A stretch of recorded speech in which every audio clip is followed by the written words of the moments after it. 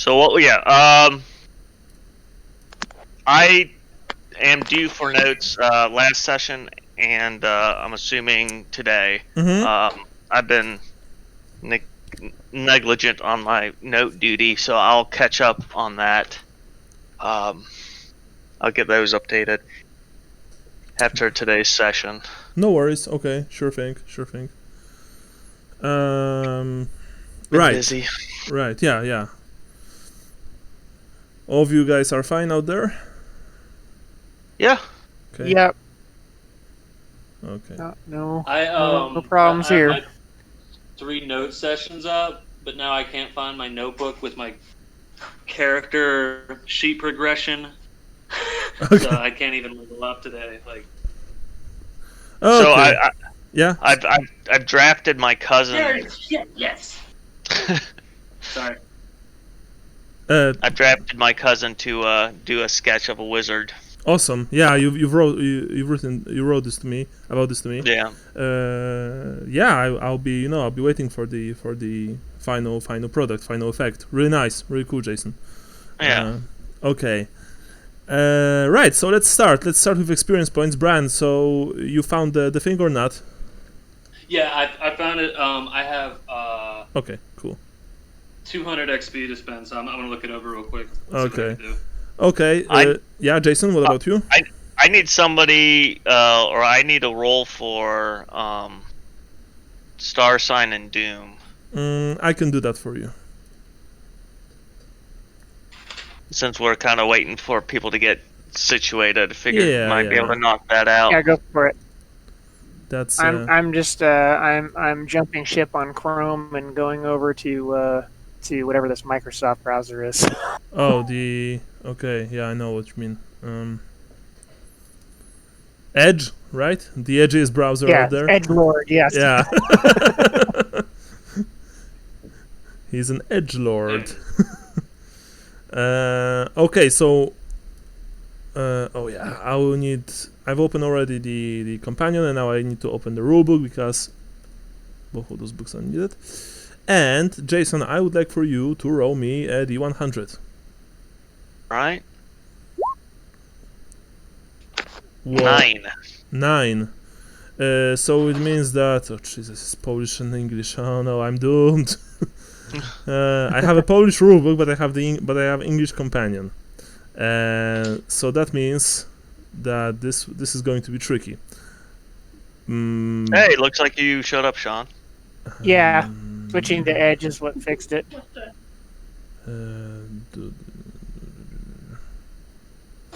Okay, so I think you've just wrote the Piper.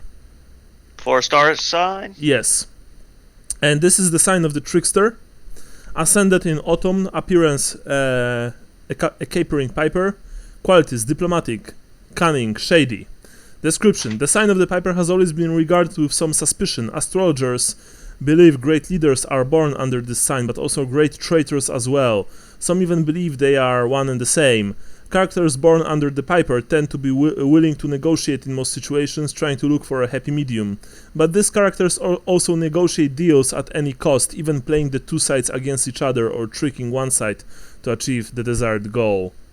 Drinks at the tavern. The Piper character slips into the Red Rooster pub. She immediately looks for a mark, someone she can easily fool into paying for her drinks, food, and possibly even a room for the night.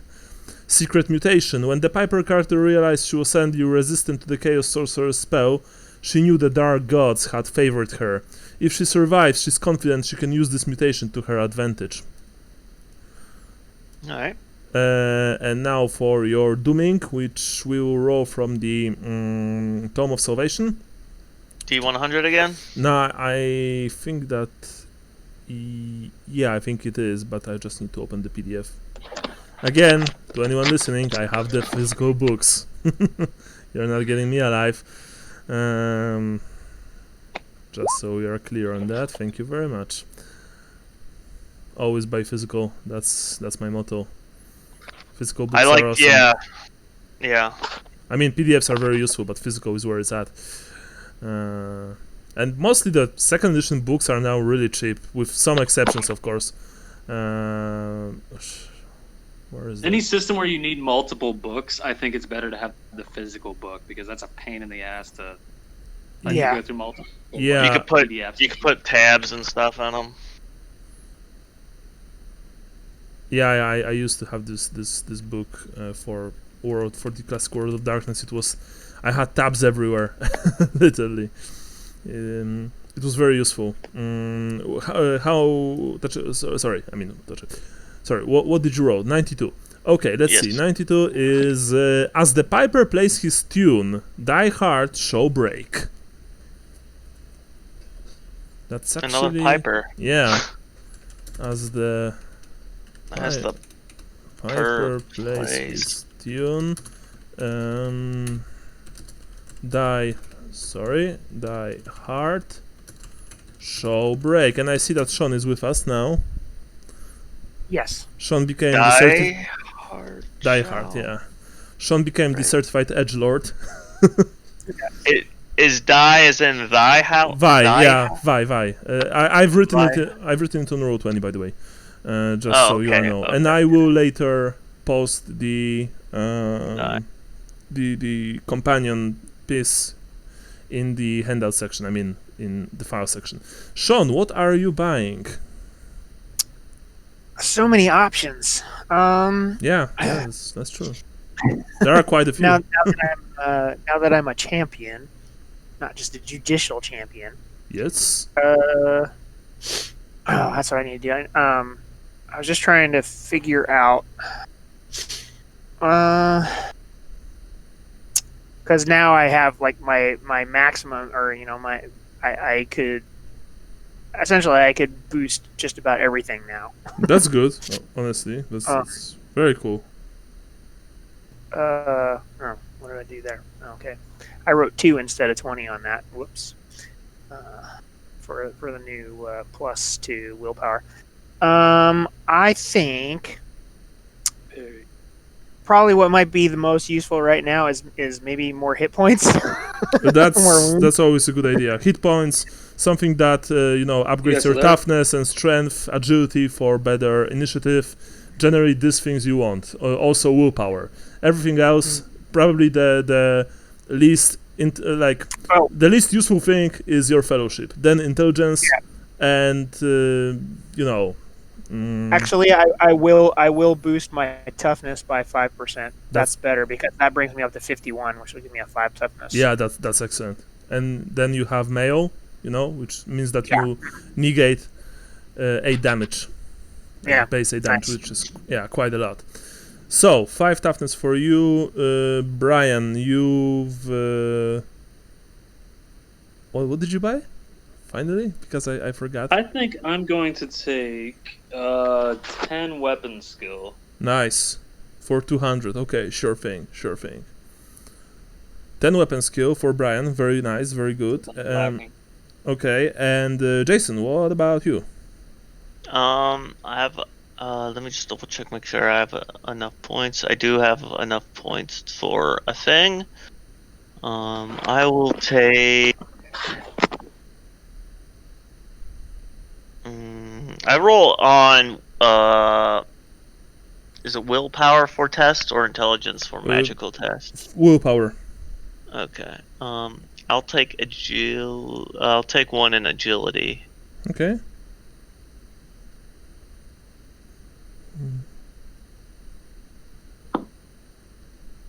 Nice. Very cool. Okay. So we are back. Who's making notes today? I am due for making notes today. Awesome. Last time on the Thousand Thrones. I really need to stop doing that. Anyway, last time. You guys are still in Xathrodox, in the Abbey of Blessed Ethelbert, the Vigilant. You've managed to break into the tomb of Giovanni Lanfranchi, the actual founder of the Fellowship of the Shroud and creator, founder of this monastery. You found a triptych there.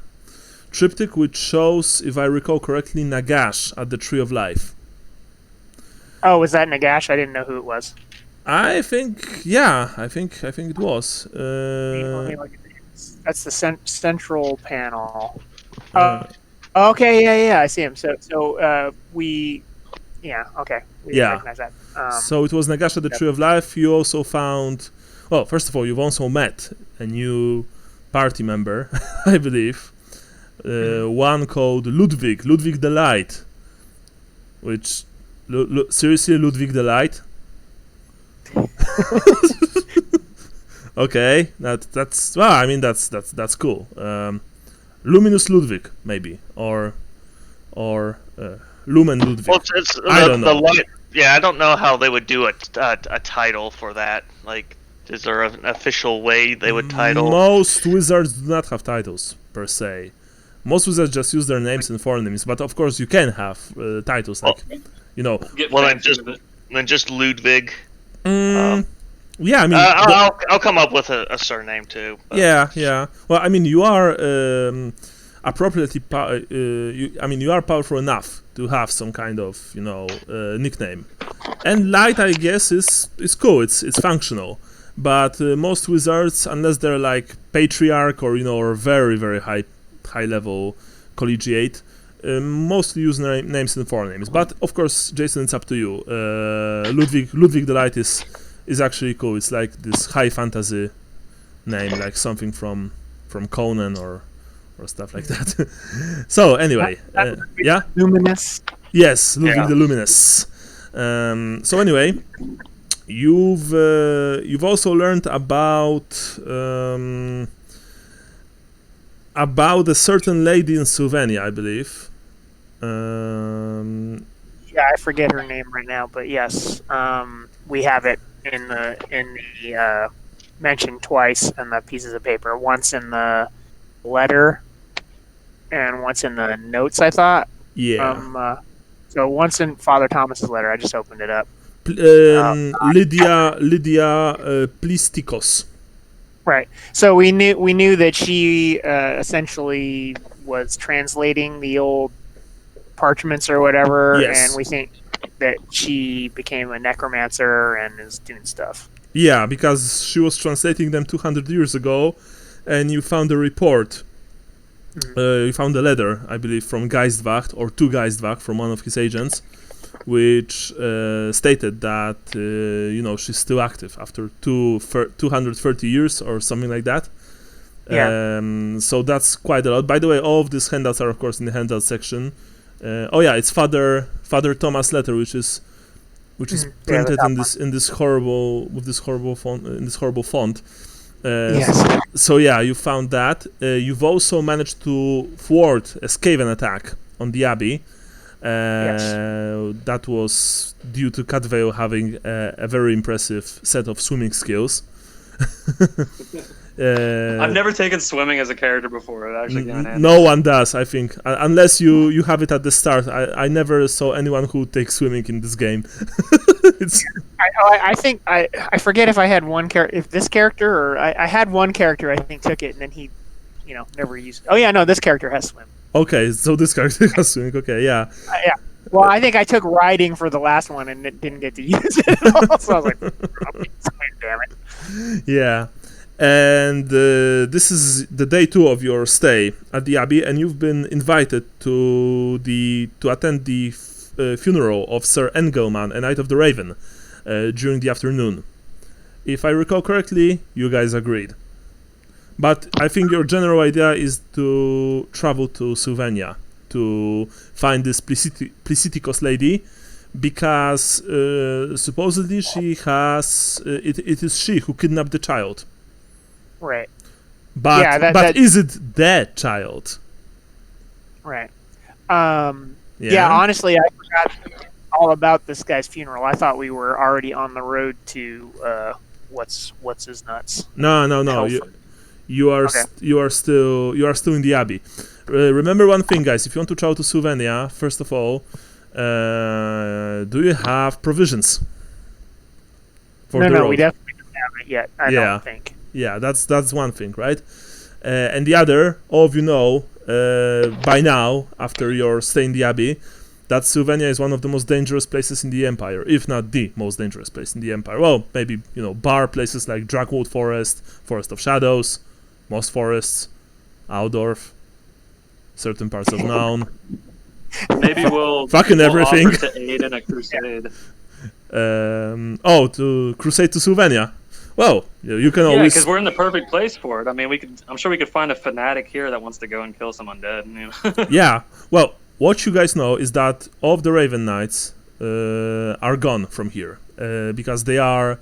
They've went to Sylvania. Supposedly there's a huge increase in undead activity, and the abbey has actually been constructed in this very place precisely to allow for making sorties into Sylvania, and to also act as a first line defense against the dreaded counts, if you know what I mean.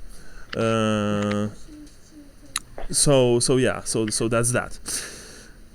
Okay. Okay. It's early. I mean, it's midday, I believe, of the second day. Yeah, something like that. And Ludwig is working an angle as so he can essentially go with them. Okay. So roleplay this, please. Oh, I did. Okay. I was giving. I was implying that what's his face needs to do it. He's getting on the nerve of the Abbot. Okay. Because he's essentially in service to him, and so I think the only way he'd be really able to break service is if he gets service broken from. So that's why he's kind of. Oh yeah, you've spoken with the Abbot, and the Abbot was irritated with you. I remember that. Yeah. Yeah. So I'm trying to essentially get him to ask me to leave. Oh, I thought it was just that Ludwig was kind of a jerk. Yeah, I think so too. Well, it's more of it's kind of one of those things where it's like I need a good excuse to leave, and so I'm being a jerk. This is kind of like half out of character being a jerk, just so like he can go with you guys, or an excuse to go with you guys, or okay. Otherwise, if I played my character like completely true, he'd probably just see you guys off, and then So I'm just trying to get that angle to where he could go with you. Makes sense. Okay. Where are we right now? Like you're in your quarters, basically, with Ludwig, because Ludwig stays in some other place. You are in your quarters. Mm-hmm. And you are discussing things. For simplicity's sake, let's say that Ludwig is with you. Mm-hmm. Yeah. So my recollection was, or at least what I was obsessing about at the end of the session, was this this missing central panel that we found and interpreting it. Yeah. And so we already, and so kind of while we were wrapping up the session, I was looking at the different handouts and things like that, and I actually ended up printing out for myself to try to figure out the cipher of nines. Nice. I admire that, Sean. By the way, very cool. So we already had. I don't know if you haven't opened. So in the cipher of nines thing, they have the cipher key, right? The 1 through 9 and the A through Z on there, right? Where is it? It's in the. Yeah. So it's Dutoir's journal. I think. Yeah. So it's underneath strange symbols written in whatever. Okay. So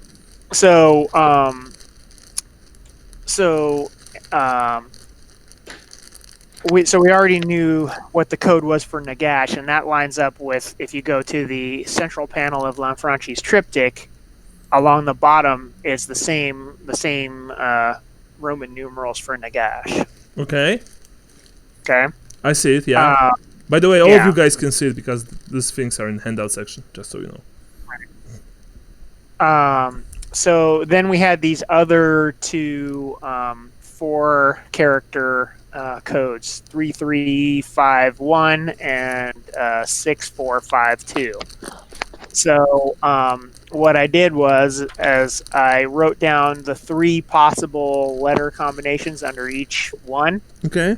and sort of farted around with it, and I could. I don't know if I can draw it on here or whatever, but what I found was is that if you look at the combination of letters, I just kind of did like a word search kind of bubble around it. 3351. The only thing that makes sense to me is Luna, and it does happen to be underneath the eclipse moon there or whatever. Okay. Yeah. I could be completely making that up, or I don't know, but so far that's out of those combinations of letters, that's the only thing that makes any sense to me. Okay. Well, that is impressive, Sean. Thank you very much. By the way, that's I really like when my players do something like that. Yeah. So 6452 is making 0 sense to me, and I don't know if it. So is there a way to like? I know there's a writing tool, but I like a drawing shape, or I don't know, freehanding it, or a text tool. I would have to. Yeah, I mean you can just freehand. I think that's the thing. You enter the drawing tool, then you have draw shape, freehand, polygon line. Use freehand. I can remove one of the maps if you wish to draw. I will remove the right map. Okay. Here you have.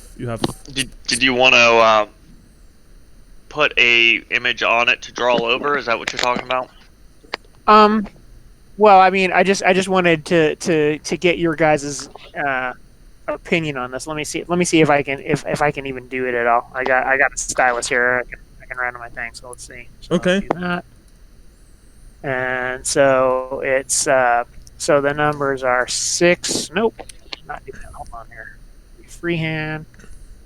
The drawing. It is not drawing anything.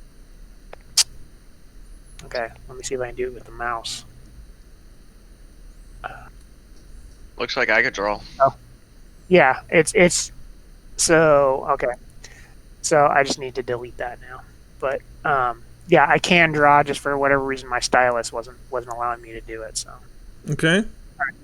All right. Okay, so let me try it again. So I'm just going to write the Roman or the Arabic numbers instead of the Roman numerals. So 6 for. Sorry, I'm not very swift with the mouse. 5. Oh. And 2. Whoa, which looks like a 1. All right. So the letter combination for 6 is F. Ooh, it's gonna take me a long time. O and X. 4 is DMV. Okay. Most boring of. That also looks like an O. Sorry. I might write a lowercase d just to make that more clear, but we'll worry about that in a second. I am going to munch a bit. Go for it. Sorry. I mean, this could all be a colossal waste of time. I just no worries. But I just figured this is where my character is going, so I figured he would share it with the other two because he's been trying to puzzle this out even as we were, going back to the monastery.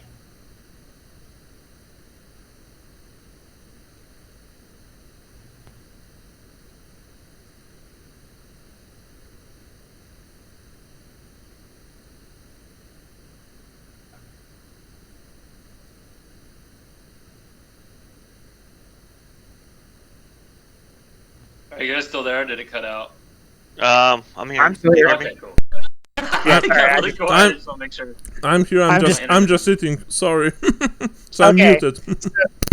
So we got FOX under 6, DMV under 4, ENW under 5, and BKT under, that's a 2.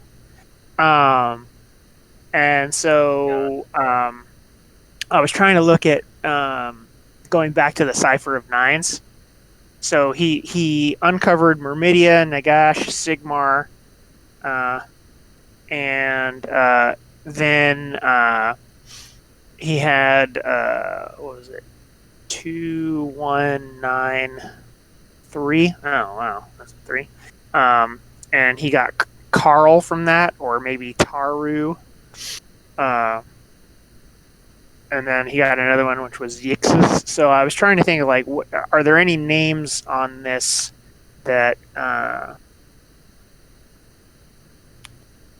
Oh, and also the other thing is that I think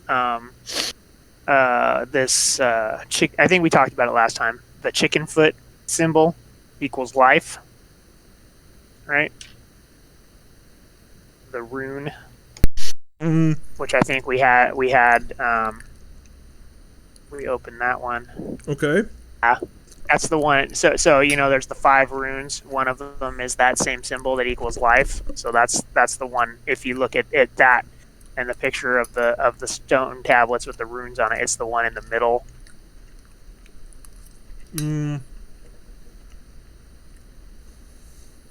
Yeah. It's sort of like a Y with an extra line coming up the middle. Okay, but anyway, so I was trying to think of, so what makes sense? So F-O, or not F-O, that's a D. So F doesn't look like it could be the starting letter, because then you've got the next letter. It could be either D, M, or V. Yeah, you kind of need to use the O, I think, because you need a vowel. Right, exactly. Well, I mean, not necessarily, but you would think, but I mean, that's the thing is you need a vowel because the next one is a consonant, unless it's some weird language, because we had these ones. We had, I mean, like if you look at the names on the cipher sheet, I mean, he has some foreign ones like the YXUS and PONJ or whatever it is, but he crossed that out. So you see what I'm saying? Is that, like, it could be something really weird, but yeah. So is it like Omet? Yeah. Or, yeah.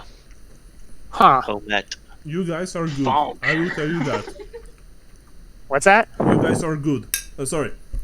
You guys are good. I will tell you that. Seriously. You're Okay. the first group that I have that I'm playing this campaign with who are actually very close, and in some case, actually, you've solved this, of them all. Congratulations. Awesome. Thanks. Yeah. Really. I wonder if it's trying to say comet, but it just left out a letter. Okay. By the way, this will be, of course, you will get additional rewards for that after the chapter, just so you know. Okay. Yeah. Because I just need to figure out what that means. well, that's something completely different. What that means is something else, and unless you guys don't know now what this means, and I know that you don't have really the relevant skills to actually use everything that you've gathered so far, for example, Archaic Tylian, then, it might be hard. But remember, the scenario is not over yet. So, you still might be able to, decipher more of this. Anyway, sorry? Yeah? I was going to say, we still might die and then have a character magically appear who knows Archaic. Oh, yeah. Knows everything. I happen to know these very unusually random skills. Oh, yeah, I know runes, everything. Yeah, so anyway, Conrad is explaining this to you all in your room, by the way. And yes, Conrad, even though, you're not a very academic man, Sean, Conrad just, did all of that because apparently he has a hidden talent. So, Ludwig and Catvale, you are listening to this Ostlander, explaining to you some seriously weird code stuff.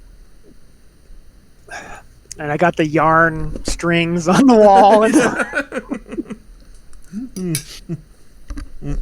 True detective style.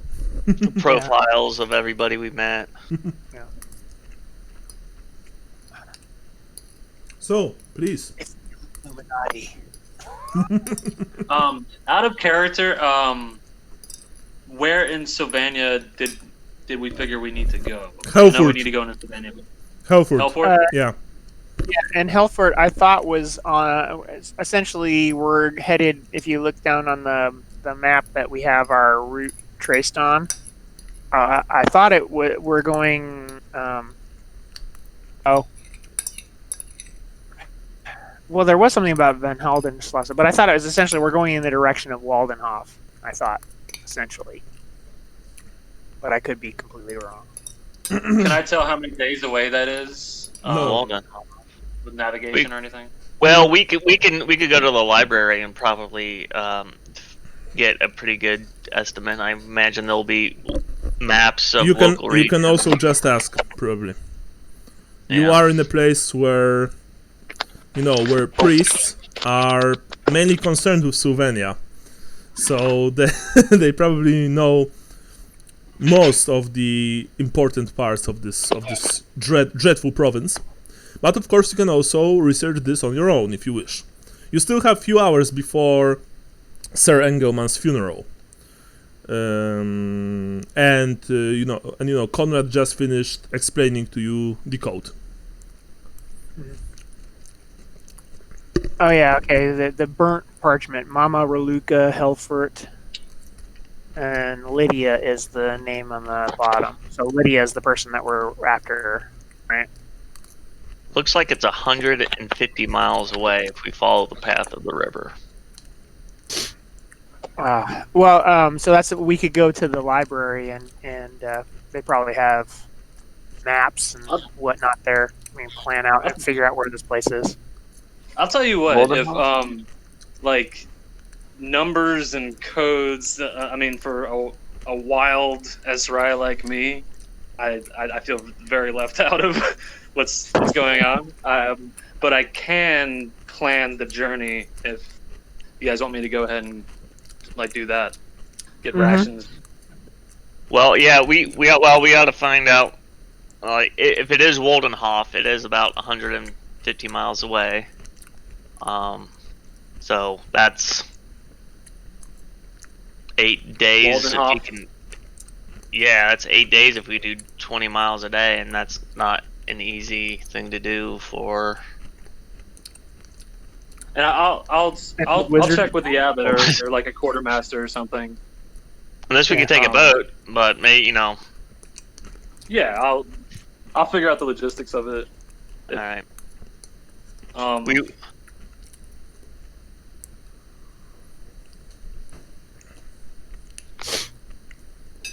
Hello? I'm here. Sorry, I Yeah. was gonna let you finish. Sorry. Oh no, I wasn't saying anything. Okay. Okay, so you need to get to Helfurt. Apparently, it is some distance away. That said, you have options. You know that. The question is, of course, how do you want to approach this? With whom do you want to speak? Stuff like that. Who knows or who can know about our journey? Well, it depends how do you want to approach this topic, right?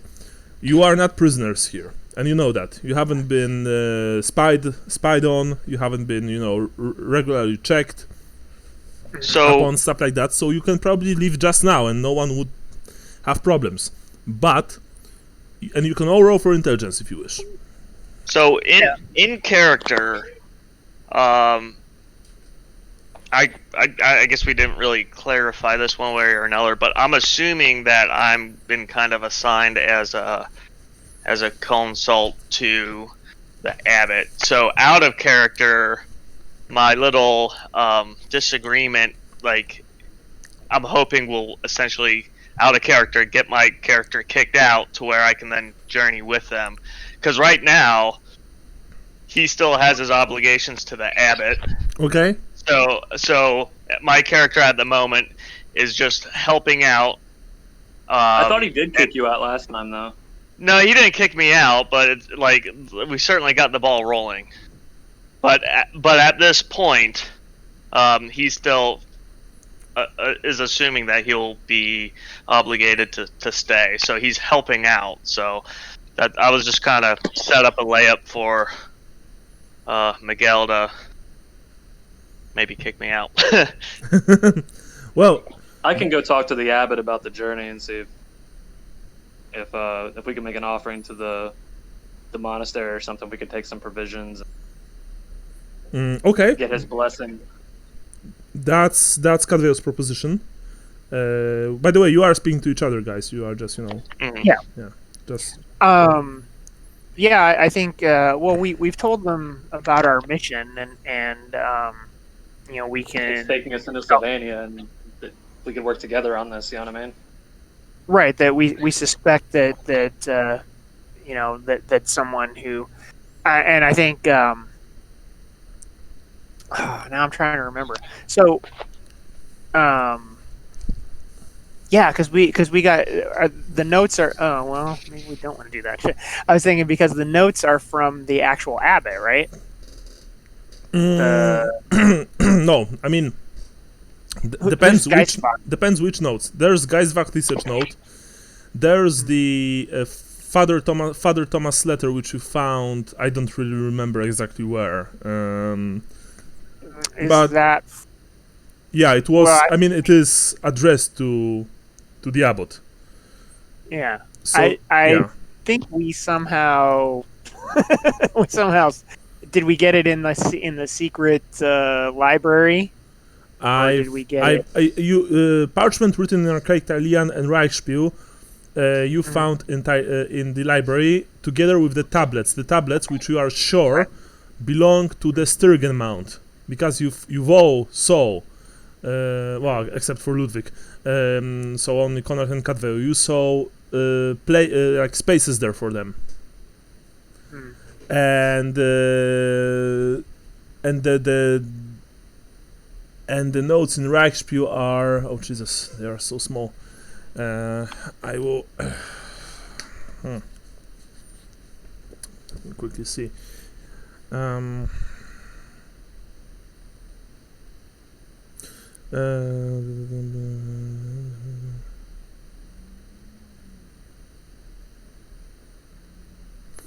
Yeah, so that's, you kinda need the archaic Italian to read that. Yeah. So that's yeah. Yeah. Well. So I'm just gonna let me blow this up again because so what I'm getting at is that okay. None of you have Tailian, right? No. The language or Language, yeah. Um. Please tell me that you have it. Yes. Yeah. I have. Oh wait, no, I do Bretonnian have and Tailian. Chilean. Yeah, I do have it. Okay. Sorry. We don't have speak. No, you don't need to speak archaic Tailian. You just need Tailian. If you guys have Tailian, then Okay, yeah. then I will read the notes to you. Yeah. Unless I've done that already, I don't remember. Just in case. So the notes in handout, the notes are from the handout parchment written in archaic Italian, obviously, but the handout is pretty small and the text is just abysmally written with this horrible font. So I will try to do my best. I have book here, so yeah. These tablets must be guarded closely after I have passed. They were held sacred by the druids, who upon them performed blood tributes to the vampires. Hungerwood should be watched in case any of the blood cultists evade capture. GL, which of course means Giovanni Lanfranchi, and I remember that I've read this to you, by the way. We did read these, yeah. Upon further examination, these tablets appear to be linked with Ishernos, the Earth Mother, a primitive aspect of Raya.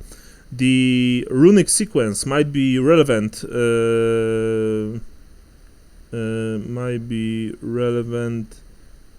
Creation narrative, perhaps. Creation narrative, perhaps. Perhaps, yeah. thank you. Yeah, the runes suggest that man is somehow linked with the return of Ishernos. More translation needed of the megalith portal, the portal through which all of you passed during your trials. Okay. Yeah, so that's that. Okay. Yeah, but Cadwell has some pretty good idea. By the way, only Sean wrote for intelligence. Yeah, Cadwell I failed. and Ludwig, you also roll, please. Don't we need Thailand, you said? No, intelligence, just intelligence. No, it's okay. not for the notes. You already know the notes. Okay, nice, Cadwell, very nice, cool. We just forgot that we already knew. Oh, Ludwig, you have a headache. All right. So Your for eyeball pops out of your head. yeah, so for your next intelligence test, you have a -5, All right. but only for your next one. Cadwell, you know one thing that that depending on how you speak with the Abbot, you might even get not only free provisions, but you might even get an escort to Sylvania. Oh. Okay. Yeah? That's kind of what I was hoping for, Yeah. as a guide of sorts. Yeah. A guide and, and a protection at the same time. Mhm. But, Yeah. of course, you need to speak wisely to the man. And perhaps best not to take Ludwig with you. Yeah, like at this point, I'm not really planning to go with them, so there wouldn't be really. Oh, you're be any not? reason. Well, no, because Ludwig Okay. still thinks he's obligated to remain at the Abbot. Okay, Oh. then. So I'll just bring it up that me and Conrad, our journey's taking us south Okay, awesome, into Sylvania. awesome. So, And then maybe he'll say, "We'll take Ludwig with you." so my question is, are you telling this to the guys, right? Yeah. Okay. What my plan is. I'll cover the logistics of the trip because I feel like that's where my expertise lies. Yes. Okay, so what does Conrad and Ludwig think about that? Sounds like a good plan, Cadville. If we can get some assistance from the Abbot, that will make our trip all the better. And I think they would love to help us, fight an apostate who used to work here. Do I tell him that? You mean Lydia? Yeah. If we suspect that she is now a necromancer. I was gonna say just that we're basically following dreams in a way. You know what I mean? And I think we share a common enemy in the south, and I can't give more details because I don't have more details. You know what I mean? That's probably better. But yeah, I don't know. Yeah, definitely just try your tactics because as you know, I am very straightforward and obstinate, and that might put the Abbot off. Well, it is certainly their obligation to and mission of this whole facility is to investigate such matters. So I don't think you would have much issue in requesting help from the Abbey. We might have to make an offering though. From what it sounds like, you've certainly done quite a bit as of late. So perhaps, but perhaps not. As a guest, I think I should have an offering prepared. Like, even if we don't have to. So I guess what kind of offering could we make if we had to? Conrad is the holder of currency, so. Do we even have any currency? I don't remember, honestly. I think that you've lost almost everything way back in in Stir. Well, you are in Stirling, Yeah, but before Wurdbat even. Yeah, no, we I think we were lucky to get our stuff back. I think all our money is gone. Yeah. Then I think our offering should be completing a task on behalf of the monastery and Sylvania. I think your mission might very well qualify as that task. Yeah. Okay. So I'll go talk with the abbot if you guys want to work on the cipher. Well, Yeah. Yeah, we could do that. Yeah, go to the library. We could work on the cipher or and the map. Yeah, probably. that's what I had intended to go. There is more to get a map and figure out where Helfurt is in relation to us and how to get there.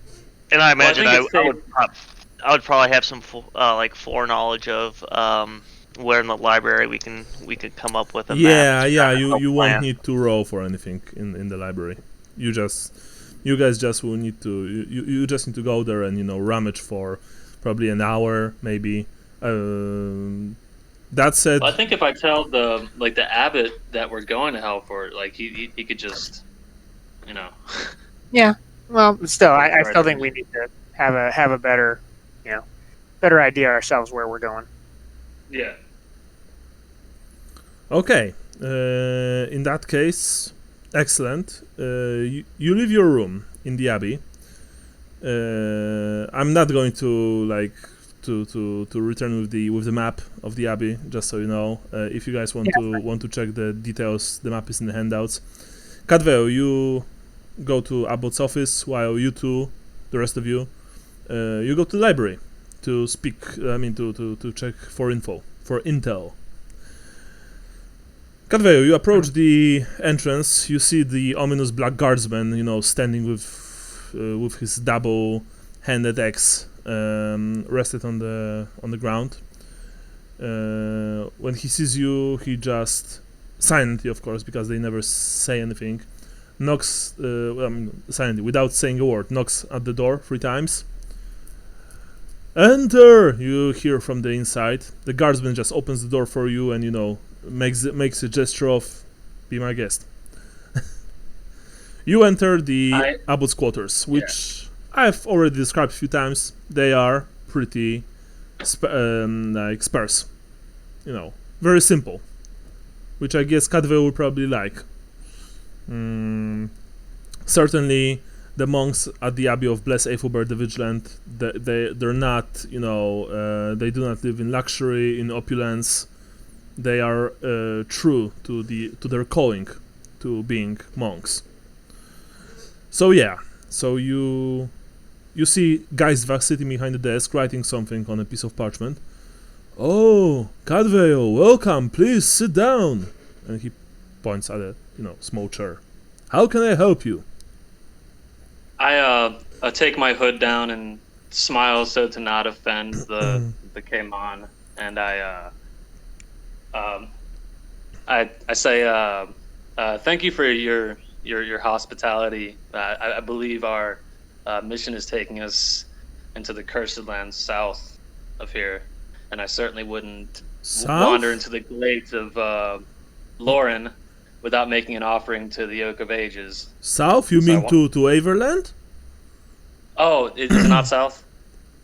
Be more east, I think. Yeah, Sylvania is east. Hang on, let me look at the map. Yeah.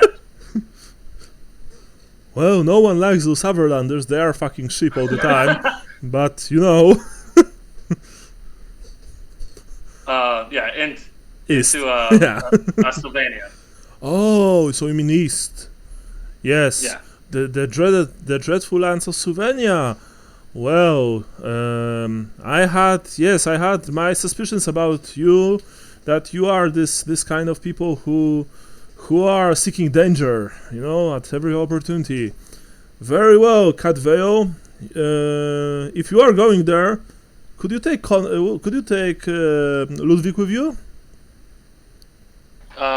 Yes, I think he'll be a good. He's a magister of the light, of the College of Light. They are versed in combating the force of the undead. I think he will be, and he looks at you with this, stone cold face. He will be of great addition to your party. Yes, certainly a great addition. Please take him. Thank as you. soon as possible. I wanted to offer our escort of perhaps someone from the monastery making a pilgrimage. Or He a raises path he raises completed his there. hand. He raises his hand as to Look, today is the funeral of Sir Engelman of the Knights of the Raven. Lord Voss, commander of the order, will be present there. After that, I will arrange a meeting for you with Lord Voss. He is a pretty, and you see that he hesitated, eccentric man, you might say. But if you play your cards right, you'll be able to secure yourselves an escort of few of his Knights Raven. Should I speak to him about provisions as well? No need. Just make sure that he'll agreed to lend you some of his men. I've heard that a few of them returned from Sylvania lately, led by Sir Rolf. He said that name with a slight distaste, but you've almost missed it. Anyway, if you are going there, having an armed escort is probably a very good idea. Sylvania is an extremely dangerous place. The dead do not sleep well within its borders. And there are worse things than simple shambling corpses and skeletons out there, Catvale. Much worse things. Things that nearly drove the Empire to its knees a few hundred years ago. And when he said that he made a strange sign to your eyes, it almost seemed like he was making a sign of a bird in the air. A raven, perhaps. I nod without trying to seem too overconfident. You've done a lot already for this monastery, with you discovering the Ratman plot. Thank you for that. If your negotiations with Lord Voss will go poorly, he says that, please find me, and if you still want to go to Sylvania alone, I will make sure that you will have all the necessary provisions to reach your destination. Thank you. If that let me is, know when yes, it's appropriate to approach Lord Voss later. Yes, if that is all, I'm sorry, Catvale, but I need to return to my reports. The undead are on the prowl. More of them are crossing the border of Sylvania into the Empire. Ever since the finale at Middenheim. No matter. I will see you at the funeral. Take care. Guard! The black guardsman opened the door. I bow the way I've seen the other monks and stuff bowing here. He lowered his head in respect to you. Meanwhile, you guys, Konrad and Ludwig, you've entered the library once again. You've spoken to... here it is. You've spoken to Brother Gottlieb. Ask him about maps. He pointed you in the right direction. You found a map. Studied it very meticulously.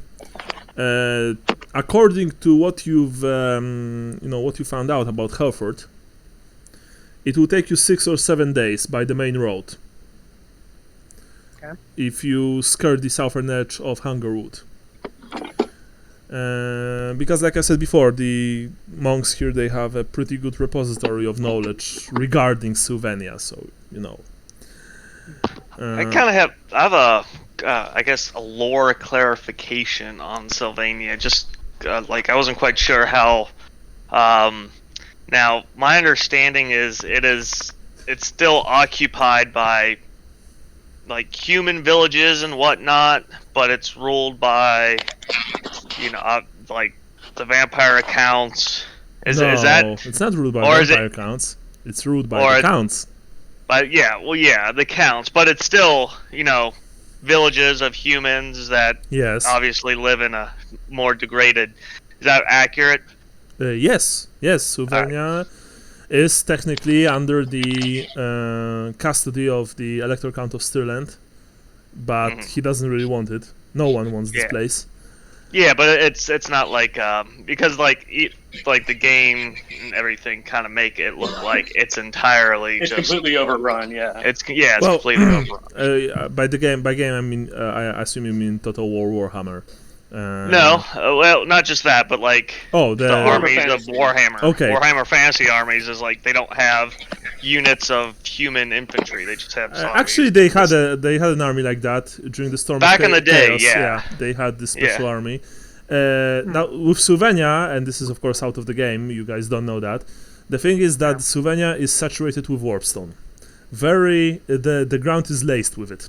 And that's why nothing normal grows there, nothing normal lives there. People are not mutated per se, because you can play a Sylvanian in 2nd edition. There are rules for that in Ice Dark Masters, but you play this Quasimodo-looking motherfucker, with like 6 fingers, hunchback, and he's like, well, they are deformed, but they are also very mistrusted, because even if you're a Sylvanian, like living in the Empire proper, so to speak, people will still think that you're a vampire lackey.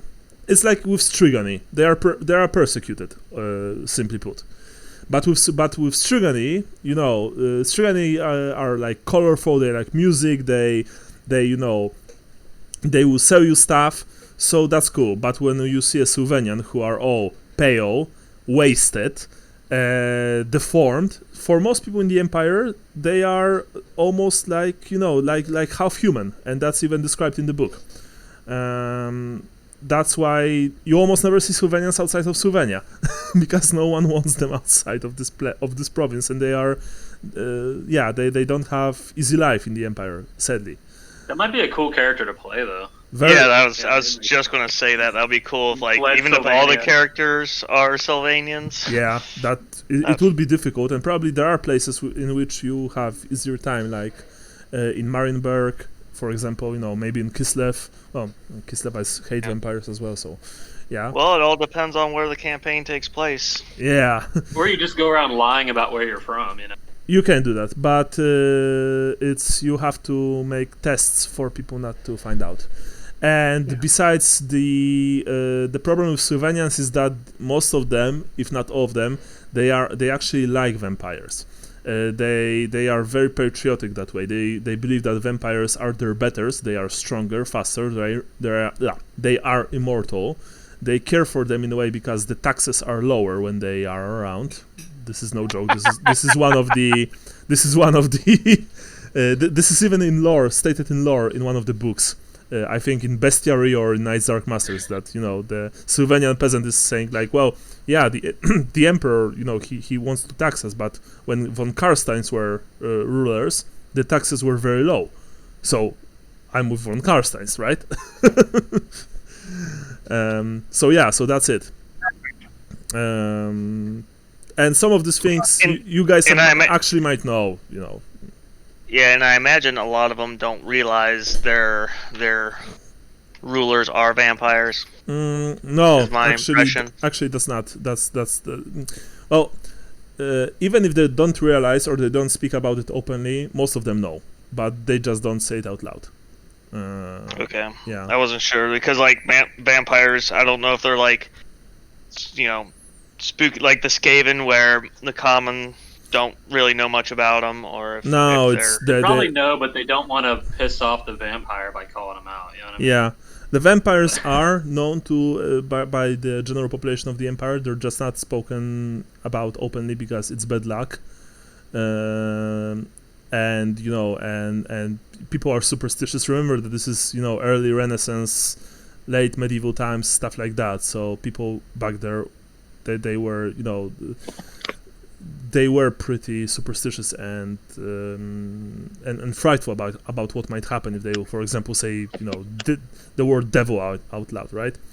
And yeah, for example, in Sylvania you don't have a simple, I believe, Temple of Mor, because Vlad destroyed them all when he became the count. And no one was brave enough, even after the von Karstein disappeared, to actually create new temples of more. So yeah, there you have it. I just wanted to make sure I had my lore straight before we ventured in there. Yeah. Well, it's like this backward, horrible province. Not really nice place to be. So that's that. Anyway, Konrad, Ludwig, you found out all that you need to know. 6 to 7 days, and you've also found some info about Helfurt.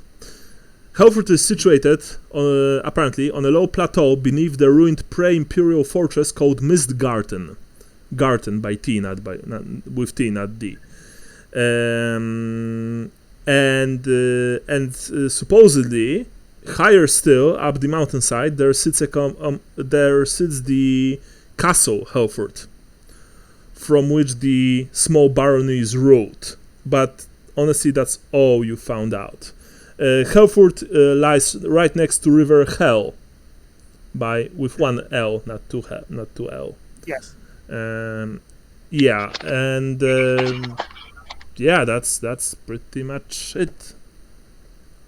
Yeah. Okay, so we found that we would be traveling on road. Yes, most likely. Yeah, Gitzman's has a pretty good map of it. It's a little bit slightly different, or maybe, I don't know, something about the way things are positioned look different than the other map that we have in the game. But it according to Gitzman's, it's in the vicinity of the ruins of the Van Helden Schloss. So if you go back and look at that on the map there. You mean the main map or Gitzman's map? Well, on Gitzman's map, that's where they placed Helfurt, was sort of. Oh yeah, Van Houten Schloss. I see it. Yeah. Yeah. But yeah, it's south of the River Styr, on the tributary, the Hell, and on the other side of the Hungerwood from Friedhof. Yes, you've also found out that apparently there Helfurt lays about 7 miles to the east of the Hungerwood. Okay. Yeah. Northeast, but yeah. Okay. So that's that. Catvale finds you, both of you, in the library. By the way, let's make it a bit easier. Catvale, you approach the boys. And sorry. We immediately open up by saying, we located about how far you will have to travel. I how many days? Relay the information. Looks like about 7, but I'd plan for 8. So plan for 16. Yeah. Exactly. Well, I mean, depending on where you go from there, right? That said, you don't know that. You don't know this, at least not yet. Yeah. And it's an overland route. Yep. But I guess that Catvale will tell you about what he spoke with the Abbot. The Abbot gave us his blessing. He suggested Ludwig come with us. He seemed pretty happy about that. He did.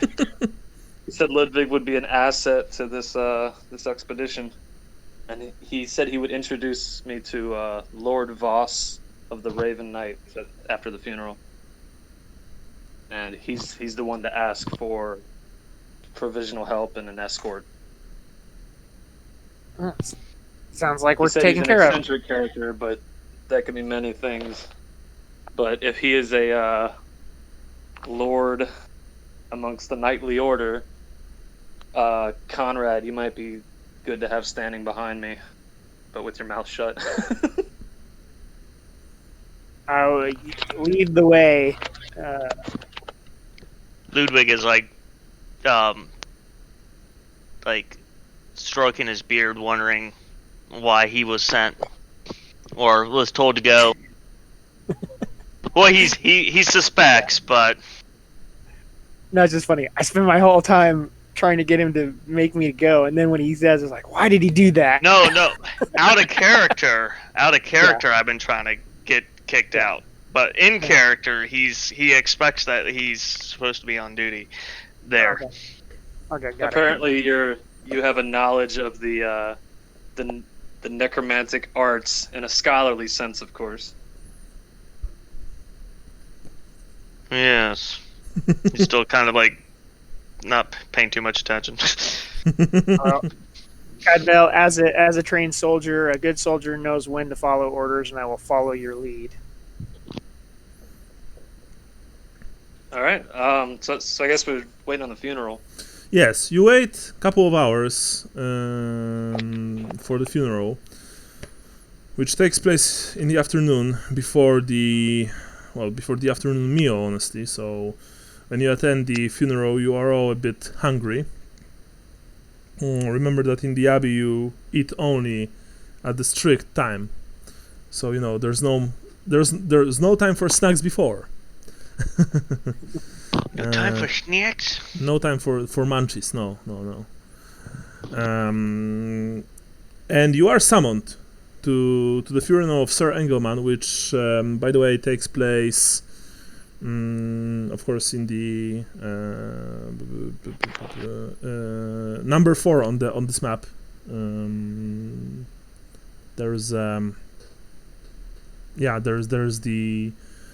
There's the cemetery there. If you guys see it, if you guys check it out, you'll be able to see. Is that the number 4 that we weren't sure was a 4? Yeah, I mean, there's the.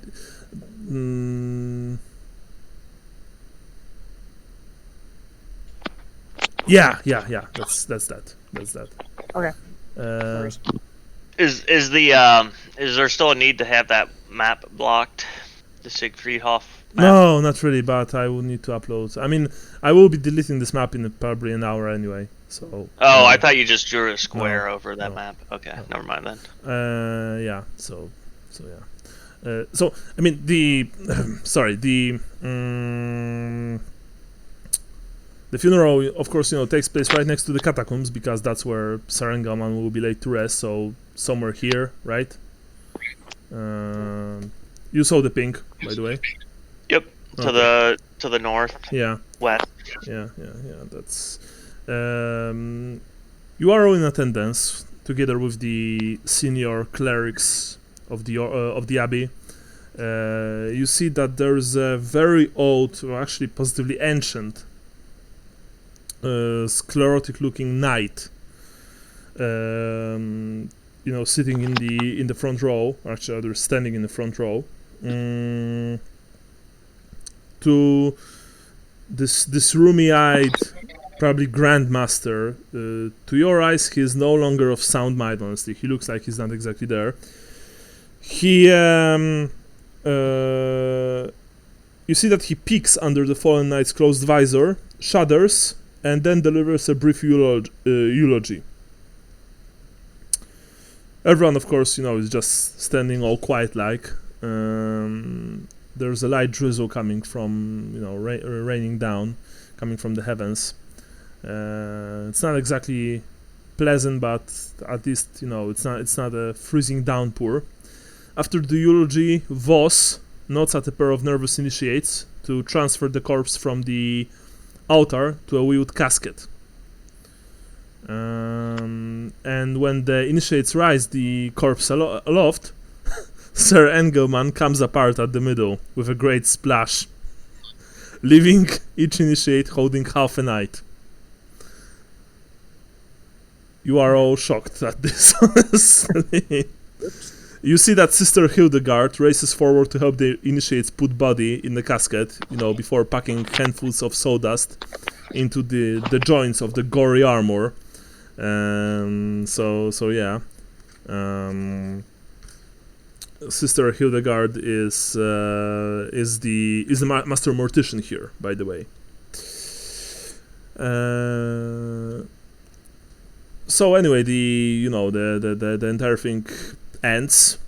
Sir Engelman is taken to the catacombs for his eternal rest. You see that Hildegard is, standing nearby with she's all ashen face, honestly, and mumbling something. She's very nervous. What are you guys doing?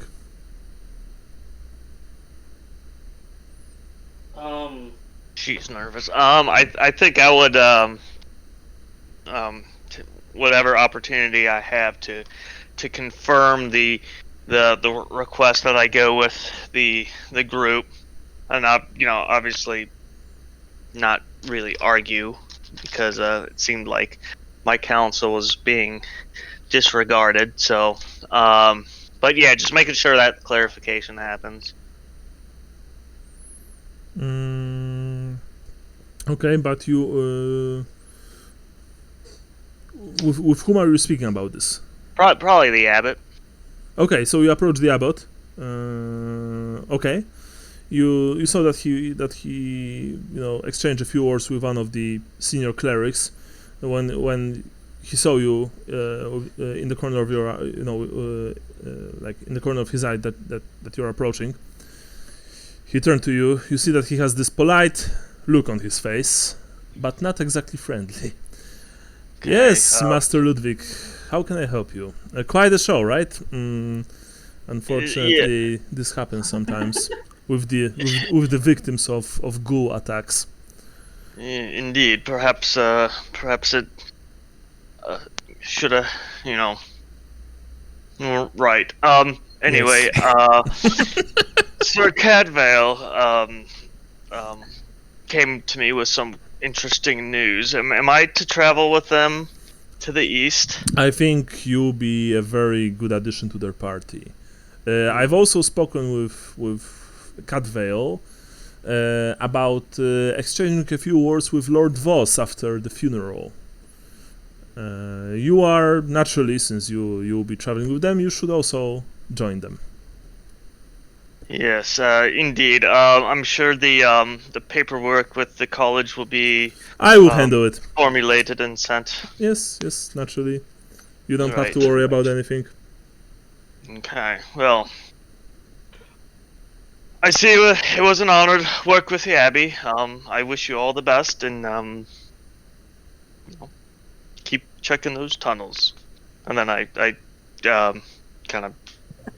You see that bow as like very very reverently, like yes. kind of like very formally. Yeah, you see that he has this look on his face that seriously. But I got you this BFF's pendant when we're gonna break it in half, and I wear one and a half, and you wear the other. And when we connect the halves, it will form a raven, bro. We hold them together, then we move them up and down. Yeah. Like it's flying. Alright, yeah. So. Oh, bro! You've also learned where Lord Voss actually has his quarters. They are, funnily enough, at the same... Well, they are the first floor, at the same level that, that the Abbot... where the Abbot has his quarters. That said, they are closer to the southern wall. Conrad and Cadvale, while Ludwig was speaking with the Abbot, you guys were doing anything with the people at the funeral, or were you just waiting? I'm just waiting, but I want to appear I want to have my cloak back, so my sword, and everything is showing, in case Lord Voss looked at me and they thought I was a wimp. Yeah, no. I'm gonna have to impress him, I guess. Yeah, no, he wasn't looking at you. After he said his eulogy and after the unfortunate incident with Sir Engelman, he was just, walked back to his quarters by one of the clerics, and that was that. Conrad, what about you? I just sort of, if there's other knights around, I just make sort of small talk about, that's, tough way to go. No, actually, there are a few, but if you approach them, and, said this to them. They just look at you. Oh yes, yes it is. And that was that. Yeah, Good talk. being ripped in half by a ghoul does suck. You are saying that, by the way. No. Yeah. But as you were just preparing to leave, one of the junior clerics this time approached you and said, "You are granted an audience with Lord Voss, mine Aaron. Please follow me." Oh. It's about time. Yes. And with that, you are walking back to the abbey. Yes. Walking to the first floor. You are traveling the corridors full of cats, and fortunately, not full of ratmen. Eventually, you approach a large door leading to an even larger room. Lord Voss, certainly. His his quarters. Oh, funny enough. His quarters are much bigger than the Abbot's. When you enter, you see that inside there are there's just there are lots of books and ledgers. There are lots of maps of Sylvania and surrounding areas. Naturally, Morite symbols, as well as a few suits of armor, few weapons hanging on the walls, long swords, broadswords, war axes. But you also, curiously, you also see bows. That said, the few Raven Knights who attended the funeral were in full panoply of war, and that included longbows hanging from their backs and swords hanging from their hips. The Grandmaster of the Knights of the Raven, Lord Voss, is a veteran warrior bordering on geriatric. You see that the roomy-eyed Grandmaster is clearly no longer of sound mind. And from what you've learned during your stay, he is actually feared in Siegfriedhof for his unpredictable and often final judgments. You also don't know why he. When you look at him, you don't know why he haven't retired yet, because it's clear that this man is no longer able to fight. He's too old. He's too ancient. But even so, he is sitting behind a huge desk in full plate armor, scribbling something. Okay. Also, curiously enough, you've been escorted along the way to. Along the way to his quarters, you've been joined by two silent black guardsmen, who with the young cleric, escorted you inside. The cleric announces you to Grandmaster Voss, who is at the table. You see that he's just sitting there. He stops. Writing something. He looks at you. Oh, Lord Voss. yes. Sorry, go ahead. May more guide your souls. I must seal this marching order, and then I'll hear your case. There we are now. Stefan, is it? Please present the facts, he says. You honestly, in this gloomy chamber, you only see a thin wisp of pie smoke is all that's actually visible behind a huge stack of documents. The young man which by the way you've never honestly seen before, but there are a few, quite a few younger clerics here, so naturally. He actually describes you in a very excruciating detail. Explaining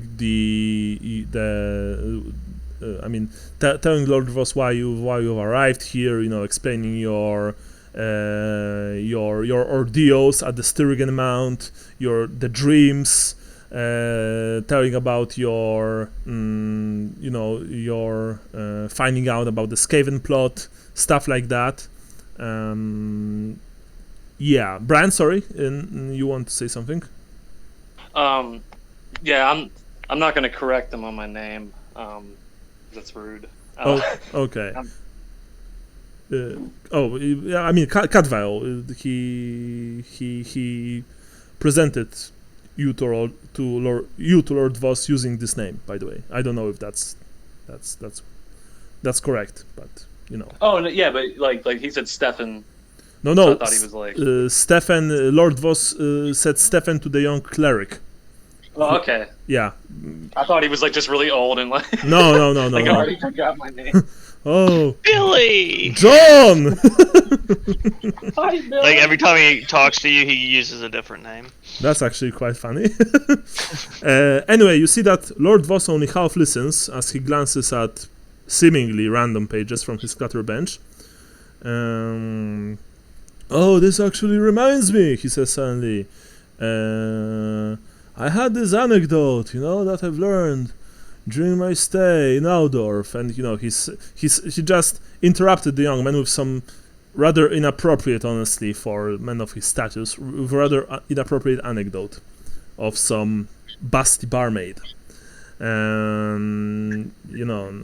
He also he did this quite a few times with non sequiturs as well. Does any of you have academic knowledge, history, or strategy and tactics? Because Voss is constantly also reminiscing about certain battles, engagements, campaigns, stuff like that. I do have strategy and tactics. Academics knowledge? I think. That's academic knowledge. Strategy, Roll, please. Basic test. All right. Gotta find it. Make sure I got the right one. No, it's law. That's strategy and tactics. I guess it's the same. Yeah, let's say that you've passed. Okay. You realize one thing, Conrad. Voss dates are completely mixed up. Yeah. Okay. And finally, when the exasperated Stefan is finally able to conclude his report, Voss thanks him and dismisses him.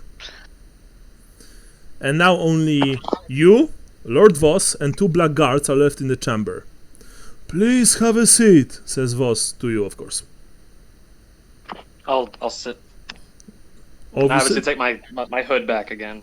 All right. All of you sit? Yeah, if there's chairs available, we'll sit. All right. I'll sit. You see that Voss returns his attention to the papers on his desk. He just, reads something, scribbles something. Conrad I'm looks at assuming he wants me to Cadwell. speak. Okay. We wanted to offer our condolences on your fallen brother. I'll plant a sapling in his name that will grow into a mighty forest.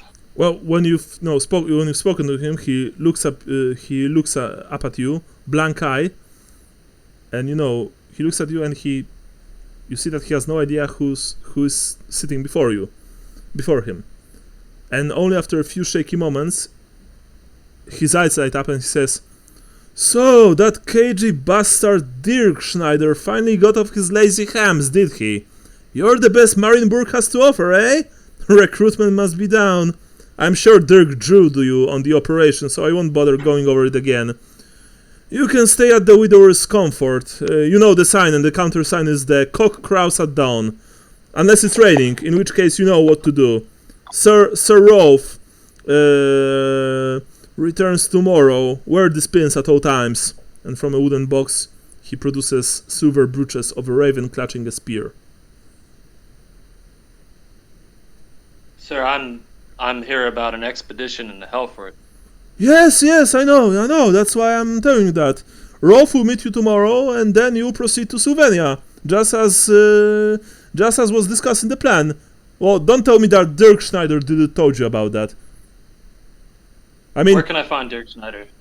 I was like, out of character. Do we even know who that is? oh, No. Dirk I Schneider? don't think so. Well, you were speaking to him with him in Marienburg, right? Anyway, Sir, I don't have time for that. Mix-up. I don't have time for that. You meet Rolf, Sir Rolf tomorrow. Then you travel to Sylvania. Now, be gone with you. Away from my office, because before I have you lynched. And with that, he pointed to the two black guardsmen who just, approached you, not very silently, but you know what, what they mean when they are just towering over you. It's time to leave. Thank you, Lord Voss. Yes.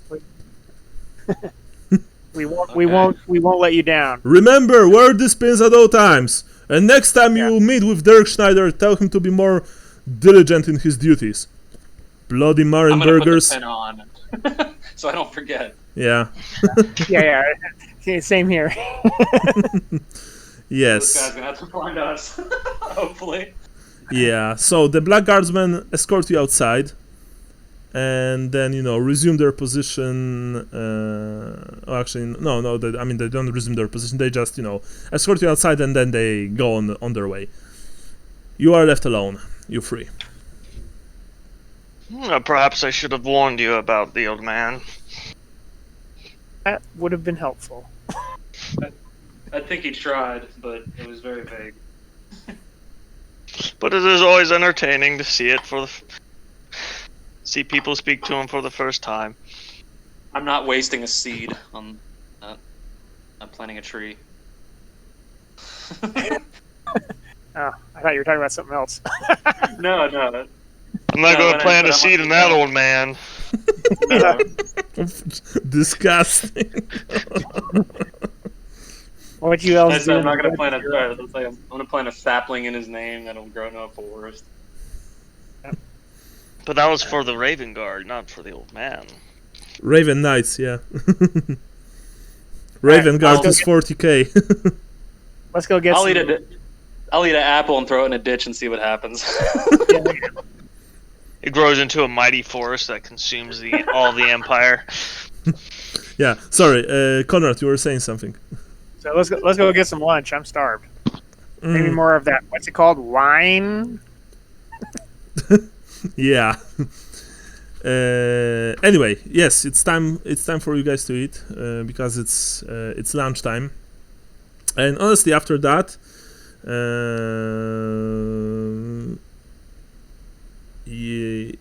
it's after that it's just nothing is really happening. So tell me if you want to do anything, or are we just skipping to the next day, or do you want to discuss maybe some stuff?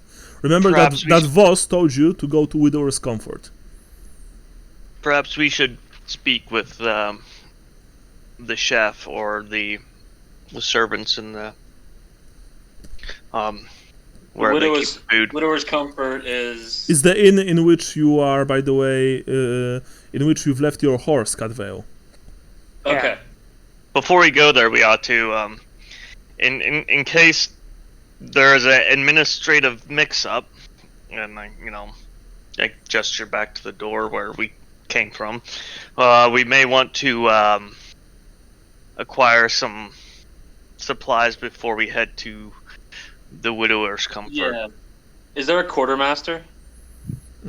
Quartermaster. Well, I mean, or like the equivalent of in a monastery, I guess. Well, I mean, if you want supplies, remember that what Abbot told you. You'll be traveling with the knights, so they will probably take care of everything. We hope. Well, yeah, yes. But after our last meeting, we kind of figured that could. We'll see what happens. Well, I mean, we can't risk missing the meeting. I think we go. If we don't get provisions, then we come back. Worst case. Well, I mean, there are a few people here that you can speak to. There's Sister Tanya, Master of the House. She supervises domestic chores. There's Brother Winfried, Patron of Arms. He takes care of the weapons and armor. There's Brother Dagmar, who handles the animals. Is there anybody of the Raven Knights that will talk, or no? They all silent? Because the Sir Rolf and his knights attended Sir Engelmann's funeral, but then once again they've left the abbey, and Sir Rolf will return tomorrow, as Lord Voss told you during your interview with him. The Raven Knights can talk. It's the Black Guard. Yes, the Black Guardsmen can speak. They've taken a vow of silence, each of them. So if you want to speak with anyone about provisions or additional gear, then perhaps now is the time. But you are supposed to meet Lord Voss tomorrow at Widow's Comfort. Yeah. So let's at least see the sister. I think would probably be the one To get to food help from. out. Yeah. Okay, so you go and find Sister Tanya, master of the house. All right, sure. And Sister, we've yes, been tasked with a mission to Helfurt, yeah, and I'm here about any provisions yeah. to help us along the way. You've already spoken to Tanya once. You've spoken to her during the morning of day one, when you found the gnawed cheese. She recognizes you. Welcome. How can I help you? You're about provisions? Are you traveling somewhere? Yes, we're traveling to Helfurt. I believe it's 16 days round trip. 16 days. You are traveling there alone? With my comrades here. I point to the pin that I'm wearing to see if she recognizes it. Oh, she just looks at the pins like, oh, I see. Very well. Of course, I will prepare provisions for all of you for the trip. Naturally. Thank you, sister. Visit me in a few hours, and I shall have them. Maybe I should deliver them to the Widow's Comfort. Yes, we'll be there later. That works best. Yeah. Very well. Then please speak to the innkeeper. He will give them to you after you'll be leaving. I bow. She also bows. Yeah, and that's it. What about additional provisions, arrows for your bow? I'm actually good. All that. We could talk to the master. Was he the master of arms? Master of arms is patron of arms is Brother Winfried. Brother What? Winfried. You What want further I- weapons I- do we need? I have a poor quality sword. Like- You want to get a better sword? Yeah, That's I fine. have a Ravenhead pommel sword. I was just gonna see if I can, or if I'm stuck with a rusty bent sword. All right, we can go. Okay, so you are searching for Brother Winfried to speak with him about additional gear. All right, sure. You meet the sarcastic Brother Winfried with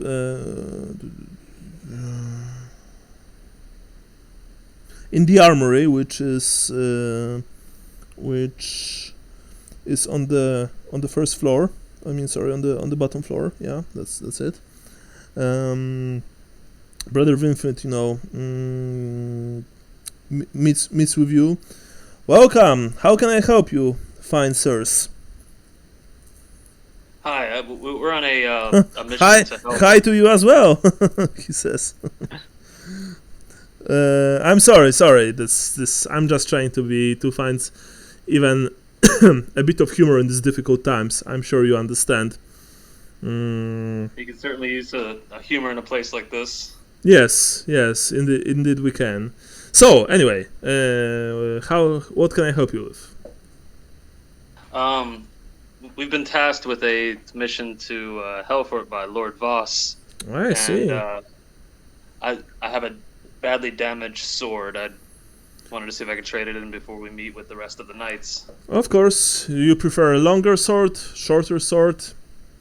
A shorter sword. Shorter. This one's badly rusted, but it might be salvageable. Very well, of course. You can give it to me now. I will find something for you. Wait a second, and see that he is, walking along the walls of the armory, just checking off the weapons. Oh yeah, this should do nicely. And he presents you with a simple short blade, with a raven motif at the bottom of the right above the guard. Here we go. This should work finely for you. I too have been tasked to join these fine fellows. And I am not entirely equipped to go to the east and such ill-armed. Would you happen to have a mace? Of course, a mace. Of course, I have a mace. You want a spiked one? A simple mace, perhaps? Maybe a warhammer? A spiked, rigid Very well. one. Of course. He shows you. Lights up. Yeah. Yes. He shows you again a Lights very. up when you hit people. I will light it up. Makes sense. He shows you a very utilitarian-looking, spiked mace.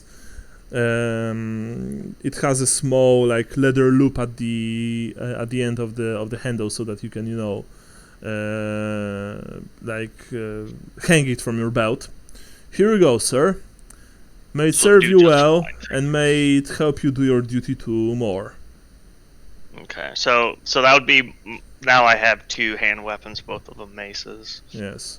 Along with the dagger. You've already secured your provisions? We are organizing that at the moment. Yeah. Well, you are lucky. You are lucky that you've been given such important tasks, because the Abbey... We were supposed to receive provisions some time ago from one of our fiefs in the Empire. Sir Dambas was supposed to deliver food and drink, but something happened to him along the way. Unfortunately, he never arrived with the rest of his Raven Knights unit. Anyway, by the way, you guys remember that scenario? Yes. With Sir. I think so, Yeah. That was Sir Dumbass. Sir. Yeah. I mean, it was DHAM. BASS, but, and I remember when I was running this, I've spoken this out. I was, Sir Dambas, and you guys all of you started laughing, and I was like, where's the joke? Because I didn't cut it. But after a second, I was like, oh, okay, yeah, now I get it. So many lifetimes ago. Yeah, 2 years ago, I think, something like that.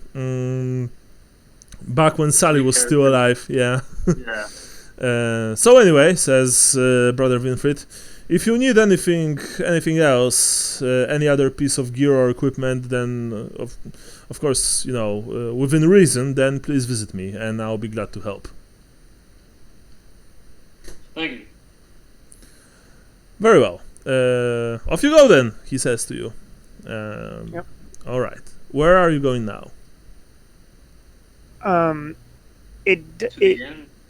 Yeah, well, we can go to the end. It does occur to me that we don't have any money, or I guess we have the secret code that we're supposed to give him. Yeah. On or whatever. Yeah. All right. We're living on a prayer.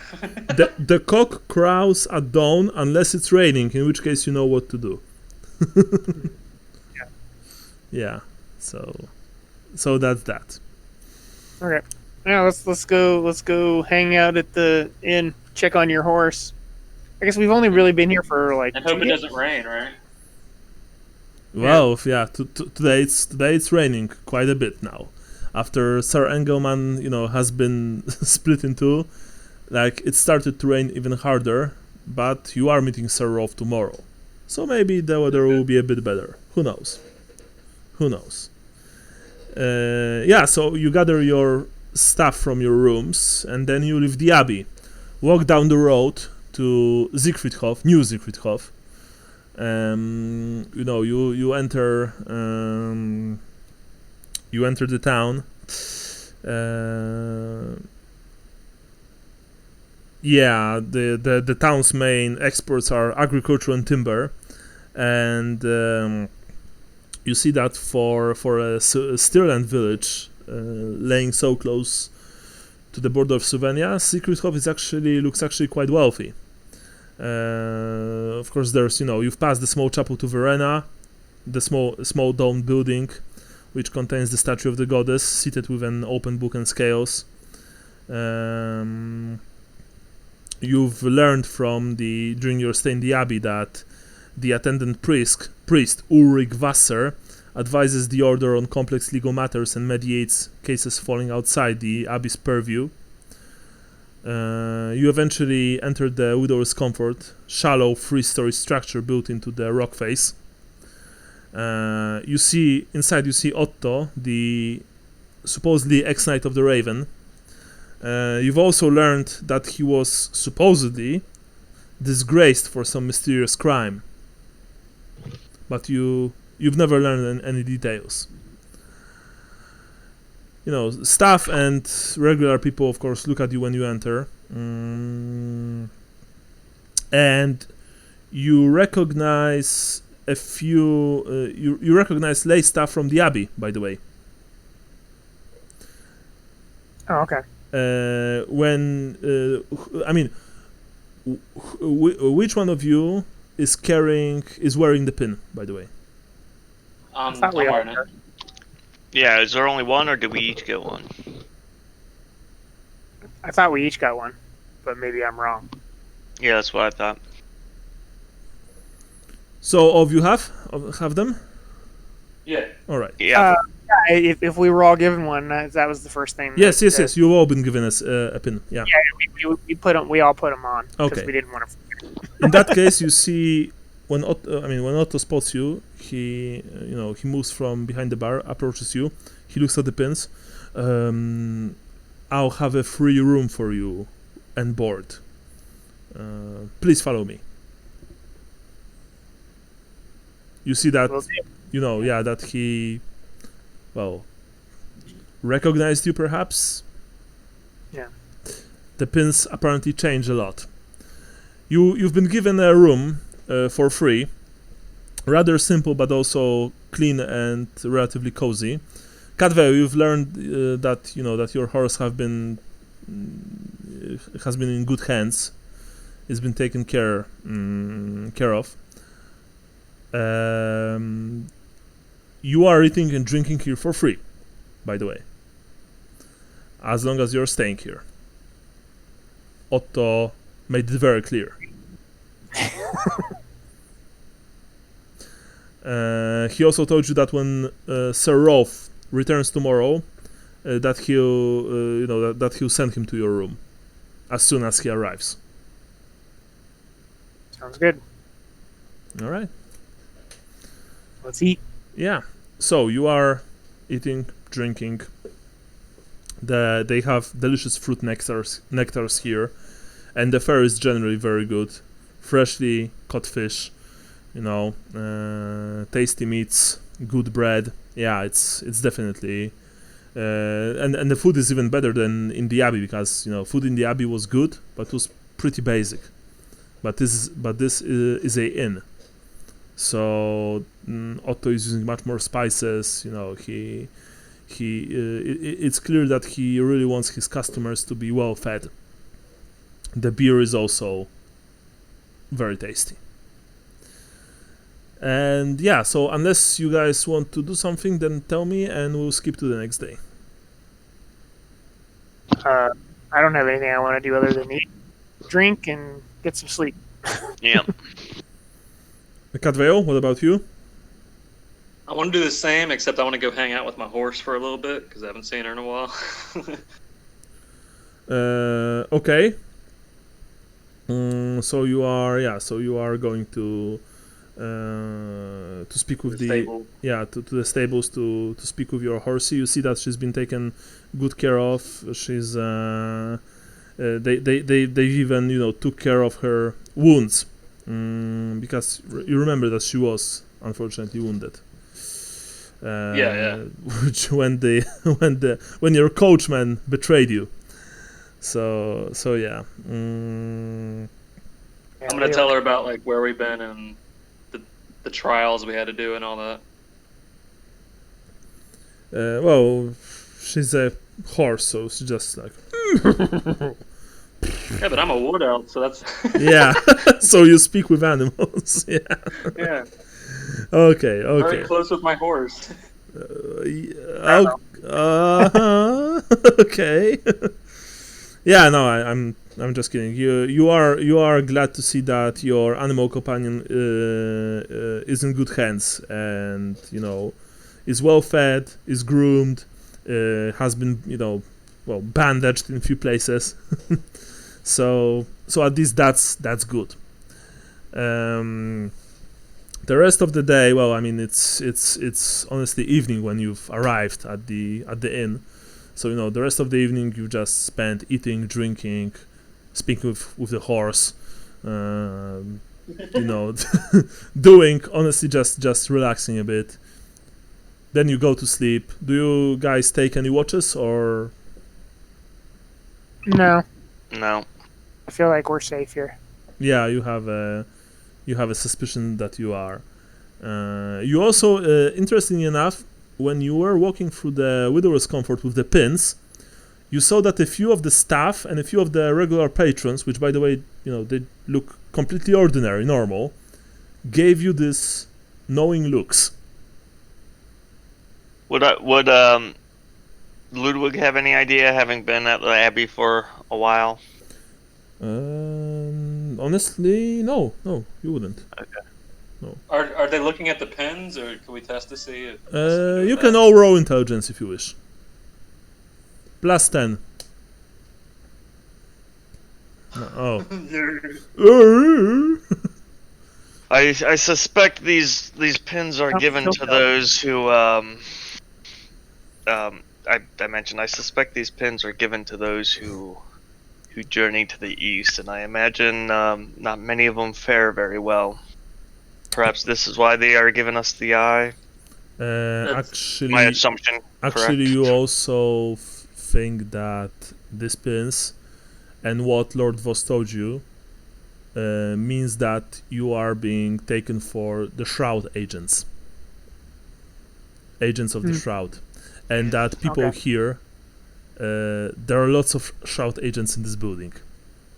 This is probably some kind of contact building. That's why you are meeting Lord Rolf here.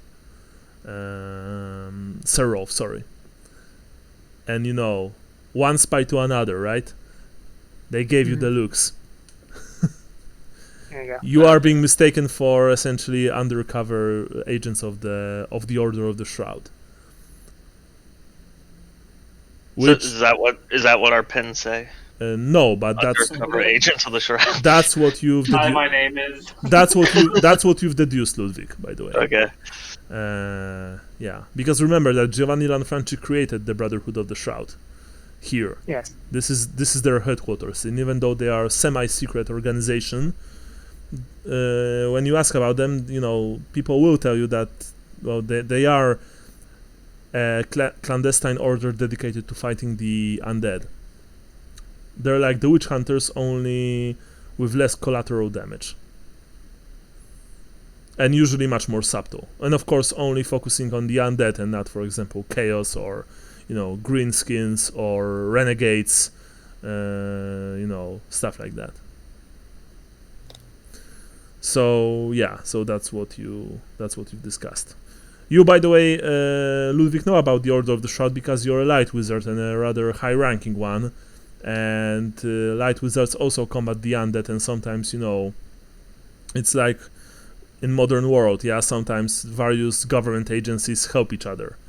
Same with the College of Light, and for example, the Cloaked Brothers or the Brotherhood of the Shroud, or even witch hunters. I mean, Templars of the Silver Hammer. Would I know if it would be inappropriate for us wearing these? Yes, because you are clearly not agents of the Shroud, and if anyone would learn about it, you would probably be in very big trouble. Alright, well, if that's the case, I probably would have informed them ahead of time that what these actually mean. Because what you've gathered, Ludwig, only you've passed the test, is that Lord Voss, in his senile imbecility, mistook you for a bunch of Marienburg Shroud agents. Mm-hmm. That's actually pretty good because Marienburg is very far away from here, and Sir Rolf is clearly not coming from Marienburg. So unless you do something stupid, he will also think that you are Shroud agent sent from Marienburg. All right. Hold my beer. Yeah. Yes. We Well, always then, have Conrad to fall back on. Yeah, I'll inform them of the meaning and the what we can get out of having them then. Okay, so you are saying this to the guys. Yes, in private. Yeah. All right, in the privacy of your room. Sure. What are you guys? How do you react? Are you familiar with the agents of the Shroud? Never heard of them. Well, they are an I just agency stand there with my hood up. not unlike the Knights of Moor, but operate in more of the fashion of a witch hunter, an underground network, hunting out that of the undead. And then I'll go into more detail, like if I'm aware that this is their headquarters and. Well, yeah, I mean, you guess that the abbey founded by men who created the order here is probably their headquarters. Yes. And I will also say that we are acting as imposters wearing these badges, but it might yield us what we want, at least until we get to our destination, so be mindful of that. We're just doing as we were told. Yes. Yeah. Sound advice. Okay. All right, let's get some shut-eye. Wait for this Rolf. Yeah, Sir Rolf, you don't really know at what time tomorrow he'll actually arrive. You can probably just ask Otto, but then again, Otto told you that he will send him to your quarters. As soon as he'll show his face here. So you're just going to sleep to try and catch some rest. The accommodation here is similar to the one found in the abbey. The beds are clean, they are relatively comfortable. You have a sinking suspicion that this is probably the last time for some time now that you'll be able to sleep in such decent conditions, because if everything will go according to plan, tomorrow you cross into Sylvania. But now we are taking a few minutes break for coffee. Sounds good. Okay, be right back, guys. Yeah. I'll be right back to you. I'm gonna get some meat. Yeah, me too.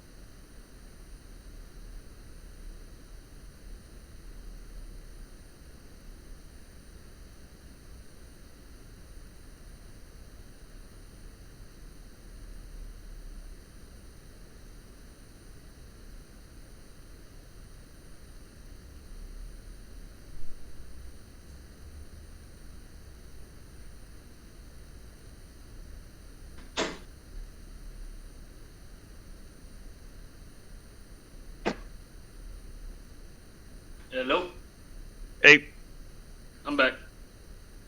all right, you're the first. And here I'm eating. Oh. All right. So, what happened before the funeral? All right, that's right. You guys, we looked at the map, and then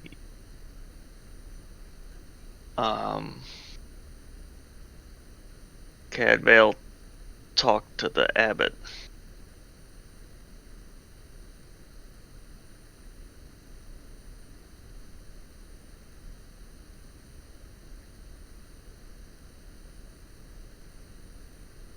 I wonder if like this would be a good opportunity to jump ship on a career and become a vampire hunter.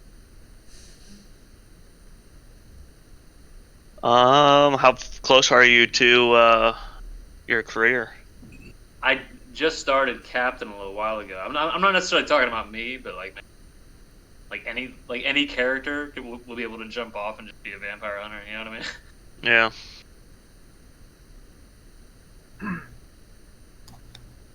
Technically, I could, after I finish champion, I could go to witch hunter. Wouldn't you lose? It's a lesser career. Like, I don't think you'd have any perks over what you have as champion, though, right? Champion yeah. is like top tier career.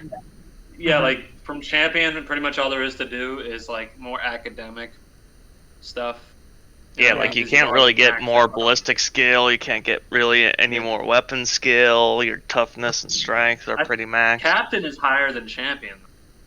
In what? Like Oh yeah, everything. captain. Yeah, I'm a captain right now. That's like as far as fighting, I couldn't find another career I could go to that would be better than that. Captain is better than champion in fighting? Plus, yeah, I think so. It's like plus 30 weapon skill, like plus. No, champion plus 40 weapon skill. Are you serious? Yeah, champion's huge. Okay. Yeah. Wow. Yeah, so plus 40 weapon skill, plus 40 ballistic skill, plus 25 strength, plus 25 toughness, plus 30 agility, 20 willpower. I think captain works for me because there's a lot of like the more strategic skills, you know, like they're talking before about like academic knowledge, tactics, and strategy or whatever. Like that's something I'm supposed to get soon. I don't have any. How do you know how the fourth edition does like skills and stuff? Is it pretty similar where you have a career and then you're kind of locked to that career as far as advancements? I'm not. I have the starter set. It looks like a totally different game. Like I can't get too in depth with it without like forgetting the rules to another game. You know what I mean? Like Yeah. I got to delete some files in my head to make room for it. So I'm waiting until we're not playing second edition anymore before I fully jump into it. Yeah, I have the book and the starter set as well, but I haven't. You know, for whatever reason, that's one of those things where it's like I got it, I started reading it, and then like something else came along and took my attention. It seems vastly different. It doesn't even seem like the same. I mean, story wise and everything, it's the same game. But what's our destination? Totally different. Like where are we headed? I'm just updating notes. Oh, we're heading to Helfurt. Helfurt? Yeah, Helfurt. Okay. I wish we could stop it in more time. I've always wanted to role play like running through more time. Yeah, we are. Well, depending on the Gitzman map, we're like really close to more time. I'm not sure how it is in this version that we're playing through though. Like, because in some it's like it's been destroyed, some it's not.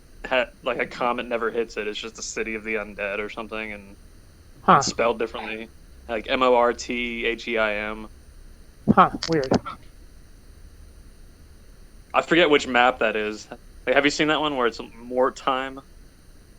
No, I've never. Not to my knowledge have I ever seen it. But maybe I just my brain read it as Mordheim. Yeah. I wanted to see it if I did. Yeah, on this map it says Dead City of Mordheim with a D Okay. on this map that we have that he posted on the game here. And then the Gitson's map that's also Mordheim. Yeah, I'm actually not sure I've ever seen it in the role-playing material ever mentioned as like the Mordheim we know it from Games Workshop. You know what I mean? Yeah. I imagine that like the game Mordheim probably takes place over a very short period. Like, It's because like- I imagine the comet hits, and then there's like a big gold rush, and then I imagine like it peters out after what, a couple years. I'd be surprised if. Yeah. There's the continuation that's 20 years later, but then the Emperor supposedly raises it to the ground like within 100 years or something. Okay, yeah, because the video game takes place in the year 2000, so it's like 1999 is when when the comet hits, right, or right around that time. Yeah. And then and if I'm not mistaken, I mean, I actually never quite figured out we're playing in like 2500, right? Yeah.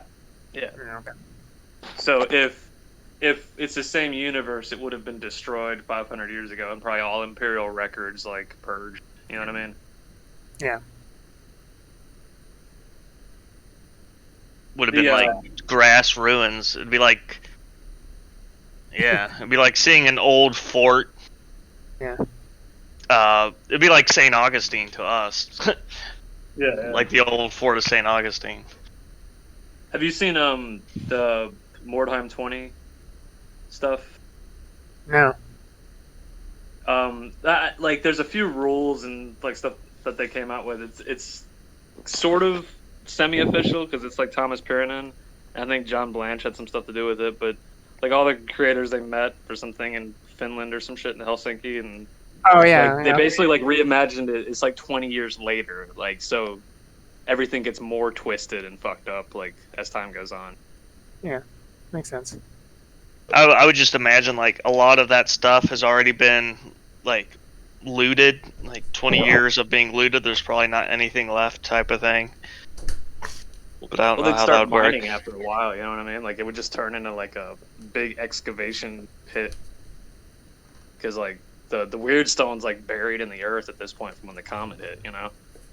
So Yeah. once they picked everything up off the surface, then they'd be like, well, let's fucking dig.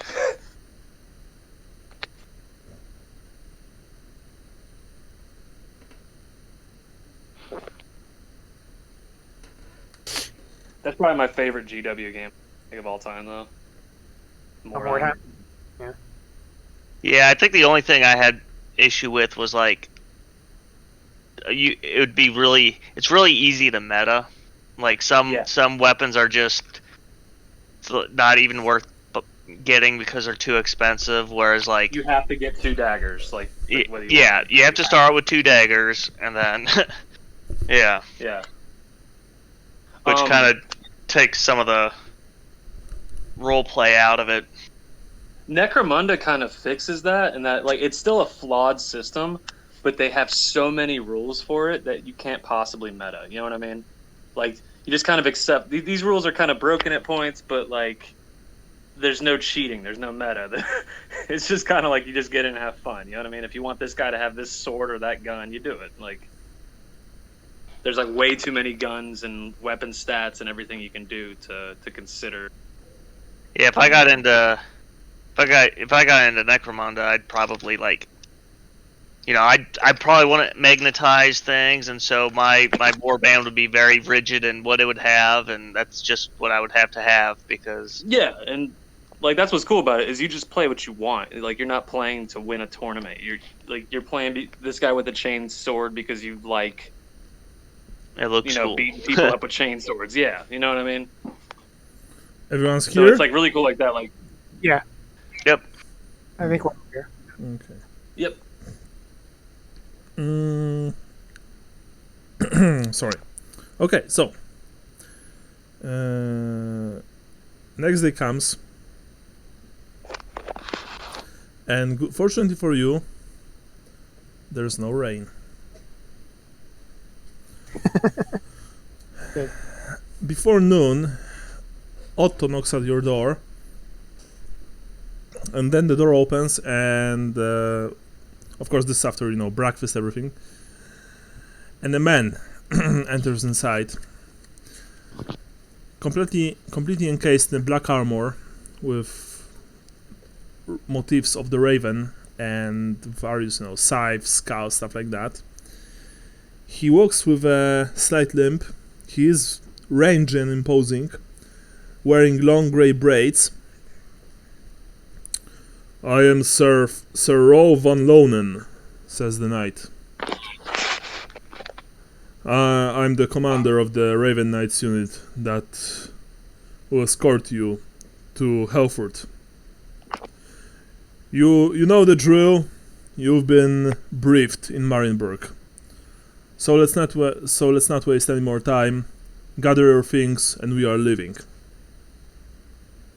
Were we able to get the extra rations? Yes, they've been delivered to Okay. you earlier. Yeah, you have extra rations. It's like 16 days of rations for us, like just in case we couldn't. Yes, naturally. Yeah.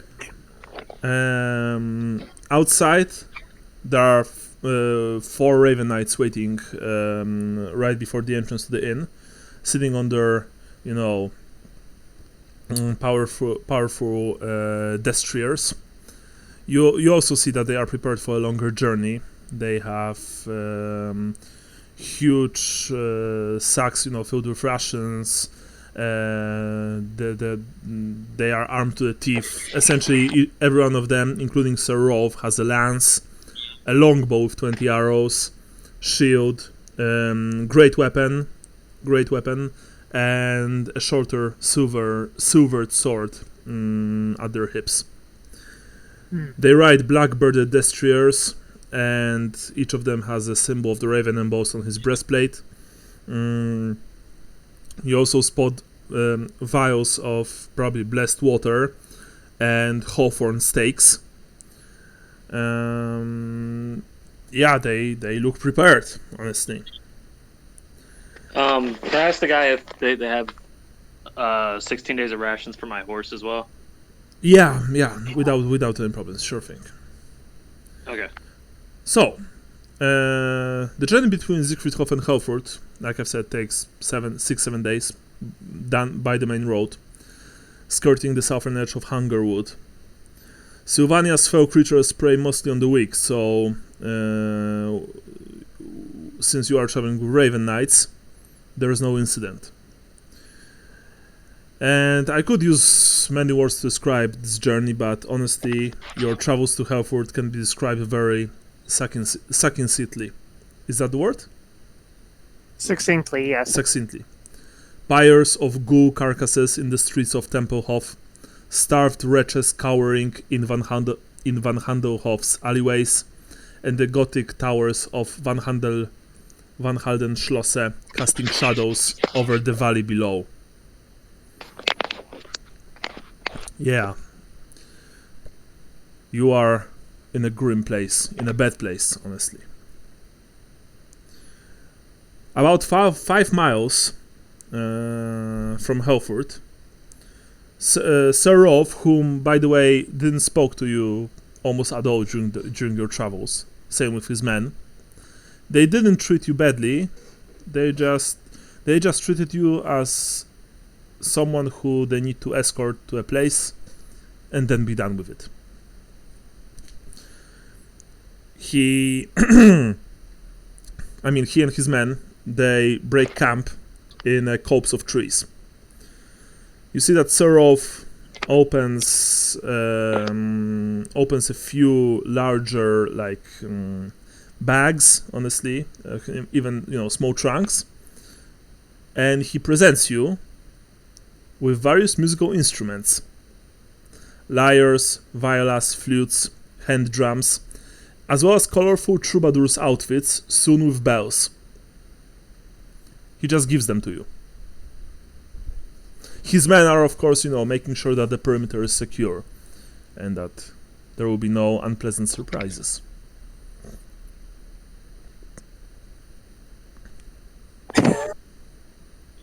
Well, I mean, he. Conrad. Yeah. So.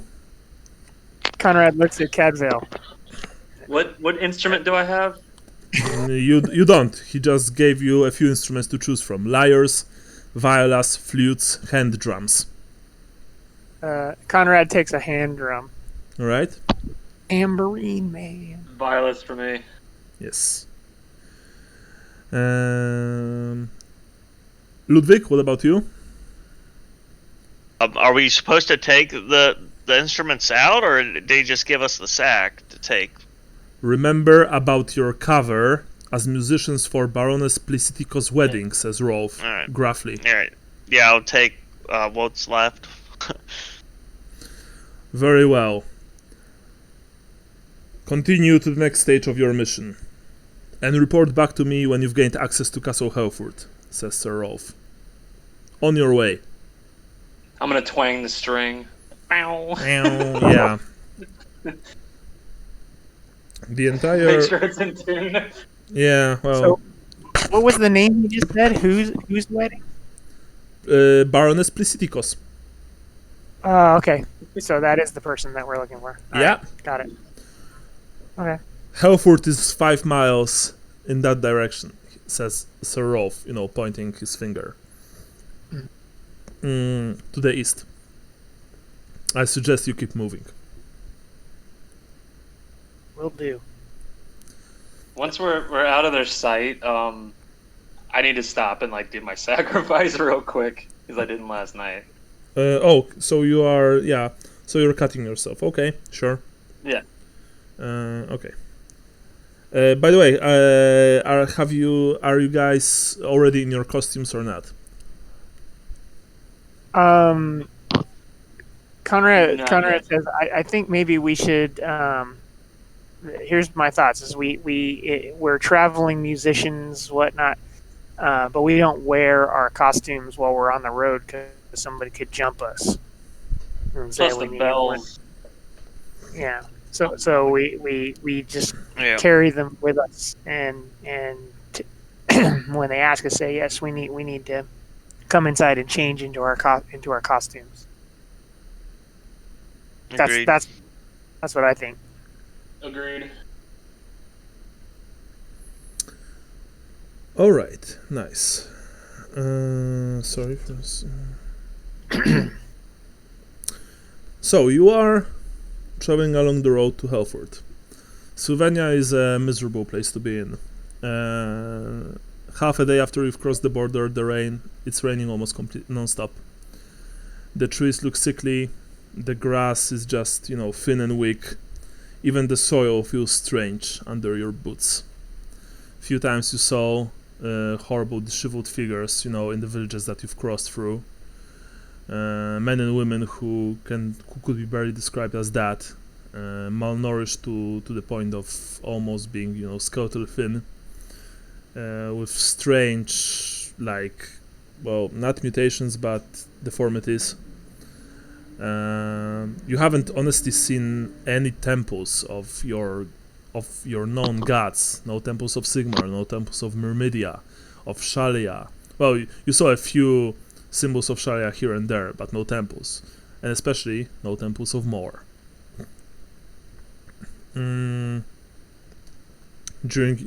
the night, there were ominous howls emanating from the Hunger Wood and from other worse places. Howls of probably things that once were wolves but no longer.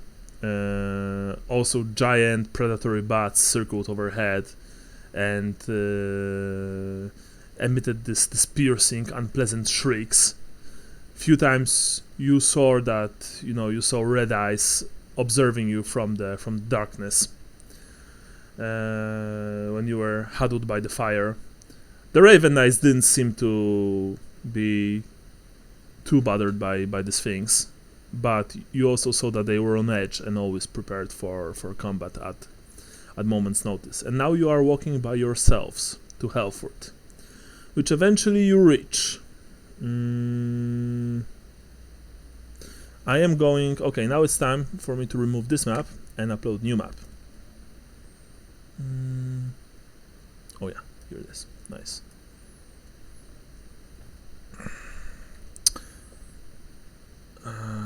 Let me see. Yeah. You see everything? Yeah. Okay, awesome. You are walking from this, this place here. See the ping? Yes. Okay. The Hungerwood. Yeah, from the area of Hungerwood. Here you pass some meager, poorly maintained fields. You know, few copses of trees. You cross the bridge and you eventually arrive in Helfurt. It is situated on a low plateau beneath the, as I said before, the ruined pre-imperial fortress called Mistgarden. And higher still up on the mountainside sits the probably much more modern Castle Helfurt, from which this barony is ruled. When you enter the village, to your surprise, you see that actually it's in quite good shape. It's probably the best looking and feeling village in Sylvania that you visited so far.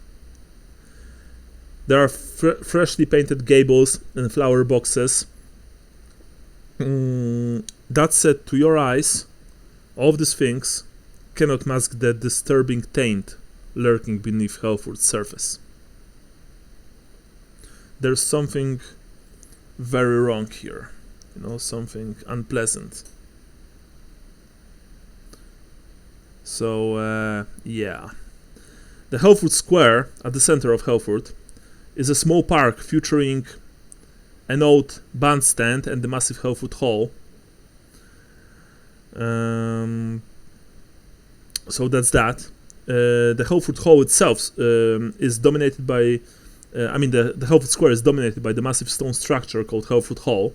It is a multi-purpose structure that, since you are denizens of the old world, you know that it probably serves as a courthouse, public assembly area, and ceremonial hall. You also see that it is undergoing last-minute renovations. The village features a single main street terminating at the square. It is, as I said before, situated on a wide mountain plateau overlooking the river Hel.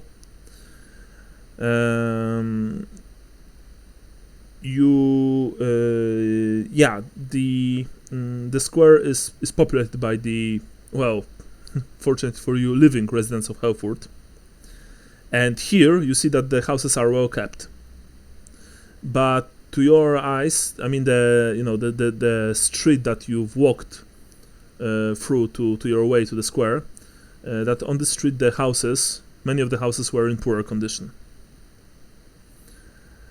Fragrant garlands. There's also a heightened state of activity here, as the villagers prepare for, you probably guessed correctly, Baroness Precipito's wedding. There are fragrant garlands of edelweiss adorning every door, proclaiming a festive atmosphere. There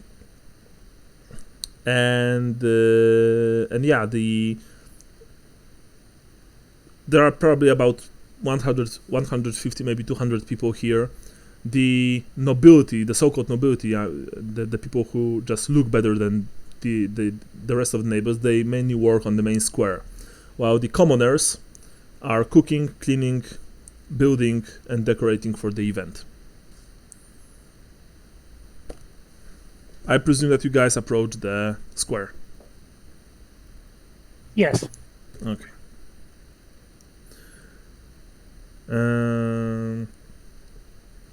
Very well. Well, you see, honestly, what I've just described. That the atmosphere is festive, which to your eyes, it feels really strange in this place in Sylvania, because, like I've said, so far your experiences with it are miserable. But these people here, they don't look too bad. They are pretty well fed.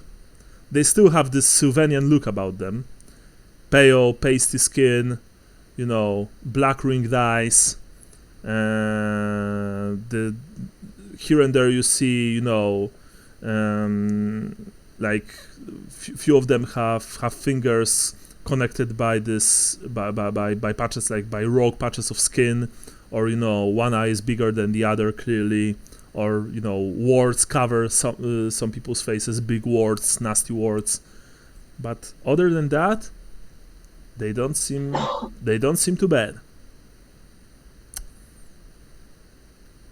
And a coach arrives. Almost like a minute after you've entered the square and you're just, taking in your surroundings.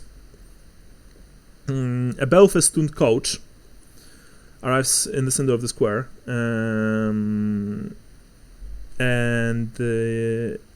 this,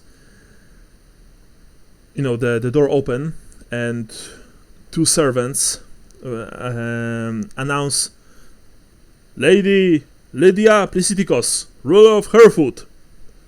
And a woman exits the coach.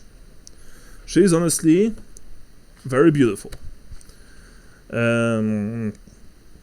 She wears a beautiful low-cut crimson dress trimmed with black lace. She has this kind of Eastern charm to her. Long features.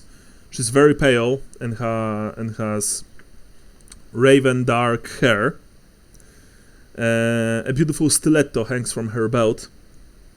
Very, very nice looking. She exits the coach and she moves right towards you. Welcome to Helfurt, friends, she says, and she smiles at you. Her pearl white teeth just shining in the weak Sylvanian sun.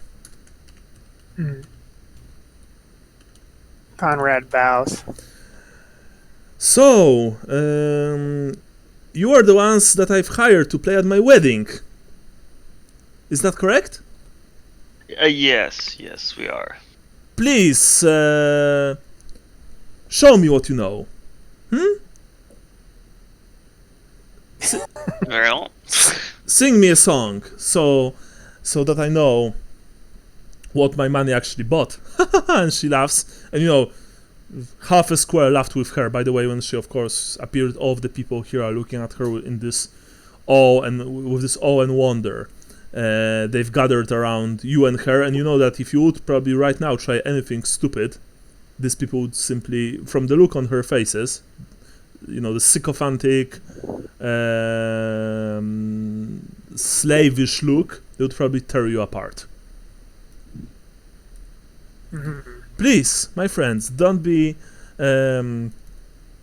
shy. I would love to hear your talent, says Lydia. well. What are we rolling against? You are making performer musician test. Is that fellowship? Performer musician, I think it's agility. I'm not sure. Performer musician is, or maybe it's even intelligence. I don't have that skill, but we could test on half, right? If it's basic skill, then yes. But if you don't have, then not. Then I guess that you have to test your fellowship minus 20. Is it fellowship? I think so. Figure out what. By the way, Plisitikos has been added to the handout section. You can check her out there. That's how she looks. Wait, I'm just going to performer. I mean, I'm not sure if performer is agility or if it's Out of character, she's totally a vampire. Look at her. Yeah, kind of. I'm going to check it quickly in the book. Wait a second. Yeah, sorry, I was just trying to look up skills as well. It's performer, musician, yeah.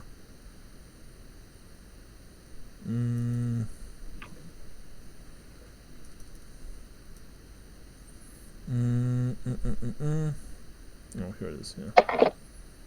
Actually, not.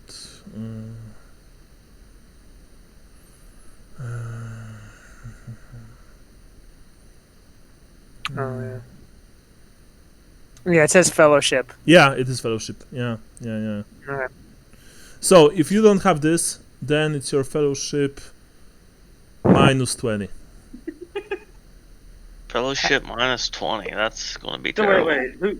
Who's got the best fellowship? By the way, she asked all of you, just so you know. I'm thinking maybe we could do like a walk the line thing though, where like two of us just kind of twang and help the other one out, just keep a rhythm. Support. And then the fellowship. I have a 57. I hear fellowship. that train a coming. 57 fellowship. Yeah. Very well. Mhm. Yeah. So, You're going to have to carry us. what shall we do with the drunken sailor? By the way, one of you can row and the other can support him only for a total of 10 max. So each of you gives the single musician +5. All right. Drop a beat for him, basically. Yeah. So if you want to do this, if you want to do it that way, then one of you rows, and tell me which one of you will do that. I will attempt to roll. Okay, so Ludwig and Katveo, you help him. Yeah. So you have minus 20 plus 10. Okay. Conrad, row. Minus 10. Zoinks. Whoa. Oh. Drop the beat. You want to I'm- reroll? Yeah, I'm gonna use luck. Okay. Don't fail me now, Sigmar. Sigmar. Shit. Yeah, you. We must apologize. The road was a long journey. Yeah. We are not ourselves at this whatever time of day it is. Me. I'm trying to get in tune. I must have picked something up on the road. Yes, you see that her face doesn't betray anything, but you do know that you are dreadful. Although, interestingly enough, to most people here seem to like your performance. Few of them even clap after you're done. Lydia is like, oh, well. You are provided free accommodations at the Mist Garden Spa, and I would suggest that you rehearse for tomorrow's ceremony. Yes, your ladyship. Yes. Well, anyway, I shall be going now. I'll see you tomorrow. And with that, she goes into her coach and she drives away. Turns into a flock of bats. Yeah, one of her servants before she left, he told you where Mist Garden is. It's number 1 on the map. Yeah. Yes, it's in the. It is the last. It is on the hill of the dead, along the way to Castle Helfurt. You can't miss it. There's a tavern there. So show this to the owner, and he gives you a piece of parchment with essentially Lydia's seal, and note that the owners of this parchment are to be given free accommodation and food and drink, blah blah blah. And we'll see you tomorrow, eh? And with that, only after that they've left. Okay. Yeah. So, what are you going to do now? You want to talk around here with people, look around, or just go to the Mist Garden Spa immediately? Conrad kind of wants to go to Mist Garden directly. I don't see the point in talking to these people, but you guys. Yeah, we're here for a reason, I guess. Yeah. Okay. I kind of want to talk to people to find out at least what's expected of us. Like say, hey, are you excited about the festivities? What's your favorite thing you're gonna see? Or you know what I mean? Mm-hmm. Tell me, Bran, is your character wearing a hood? Or are you yeah. showing that you are an elf? I mean, either way, I'm kind of screwed. I'll have the hood up because I don't want to show that I'm an elf. Okay. So. But I'll be friendly, like, you know what I mean? Yeah, sure. So you are staying with Cadveo as he asks around? Sure. Okay.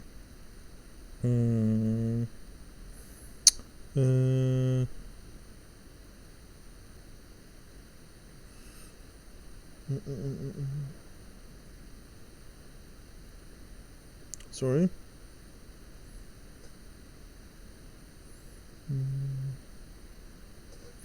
Very well.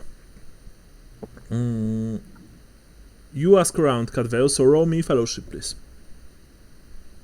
-5, because you're not a Sylvanian, you're not from here.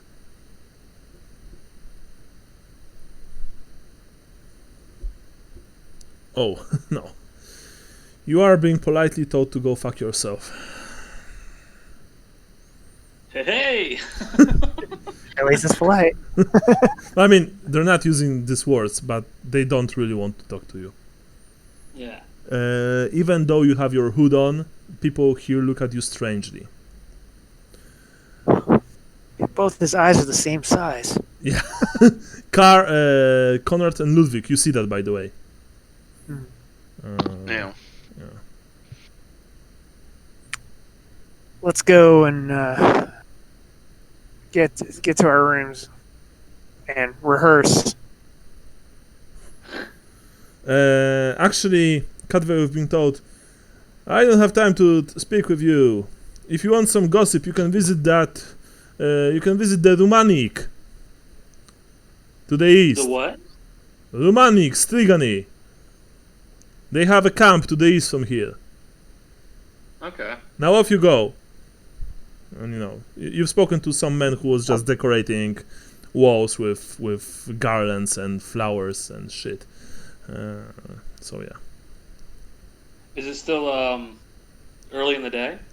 It's late afternoon, but since we have spring now, there's still a few hours before it will go dark. Although you probably wouldn't want to stay when it's dark, even in a Sylvanian village. And by the way, Sarov told you that if you can, never stay outside, if it's possible, when you are abroad in Sylvania. Got it. Yeah. Shall we go? There's a Strigany camp to the east. They're usually honest people if you give them if you treat them the same way, so they might be telling us, or more likely to tell us what's going on. Yeah, weren't you friends with a Strigany boy back in Wolfenburg? Yeah, but I doubt these Striganys know him. But yeah, they all know each other. No, but that's racist. But no, just that you know a little bit, you know these people a little bit, and maybe know their ways and how to talk to them. That's what I'm saying. If Ahmed is any, or his father, or any like indication, maybe you could try. I think it's worth getting another perspective. Yeah, let's worth a shot. Let's do it. Ludwig, what about you? I agree. Okay. Especially because I highly doubt I'm going to be any better at this instrument by tomorrow. The traveling folk would, I imagine some are native of here, but I think they would be a little more, open to talk. Okay. So in that case, you are making your way to the east. You pass a big pond to your right. Then you walk a winding path to a low hill, enter between the trees, and suddenly you're in a completely different world. A camp of Strigany wagons and tents are set up at the southeastern edge of Helfurt. You see that there are probably 3 dozen men, women, and children here. Maybe a bit less. Hard for you to tell. You clearly see that, of course, these are the people who who prefer to not mingle with the locals. Although, to your surprise, the Sylvanians weren't, when they've told you about, these people, this Rumanic as they are called, they didn't use racial slurs, as most Imperials would do, calling Strigani thieves, vampire lovers, necromancers, scum, scoundrels, stuff like that. You enter the small camp. The Romanic, they look at you, they have this dusky complexion. They wear colorful clothes, and all of them have very dark hair. Women are incredibly beautiful, most of them. They have large dark eyes, and and hard cut features. The men show a lot of flair, and it's clear that all of these people are accustomed to various hardships, which they encounter along their travels. You feel like you don't really belong here, but no one is reaching for their weapons yet, at least. A young man approaches you. "What do you want, strangers?" he asks, without preamble, without any unnecessary talk, just straight to business. We're performing at the Baroness's wedding tomorrow, and there's an old Israi proverb. Oh, you will want to speak with Mama Raluca then. Well, yes, but I also wanted to stop and say hello because there's an old Israi proverb that all foreigners are of the same family. Yes. Well, yeah. you can join us at our fireplace later. Now follow me. I'll show you to Mama. I elbow Ludwig. We know that name. And I guess I don't know it at this point. I think. I mean, I don't know if Cadvale and Conrad told you, but I think you. I thought we shared it with him because it's in. Maybe it's in. Is it in the burnt letter? Yeah, it was in the burnt Okay. letter that you found in the camp of this strange man from what's the name of the village? Oh yeah. Hermsdorf. Sorry. Yeah. I'm gonna gesture for Conrad to step ahead of me because he seems to. He's whispering about this, so. Okay. Yeah. Recalling the letter, says, "Keep him hidden, Mama Raluca. He might be hidden here. But it's hard to say because the letter's burnt. Anyway, yes. Let's lead on to Mama Raluca. Okay. Should we show her the letter? No. Because we obviously pulled it out of a fire. Uh-oh. Oh, sorry. My bad. It's like turn order. Are we going into combat? Nah, don't worry. Not yet. Yeah, Maybe not ever. Anyway, I've added Helfurt to the handout section as well. Now we can return. You are taken to the largest cart of them all. The man, who didn't introduce himself, by the way, leads you inside, and inside Cadvale you see that it's almost like this wagon looks almost the same as the wagon used by Ahmed and his late father, Ali. It's full of various strange paraphernalia, colorful rags, pieces of long sheets of colorful clothing. Strange spices and herbs can be smelled, as well as incense. There are also some unsettling things that you see, especially you, Ludwig.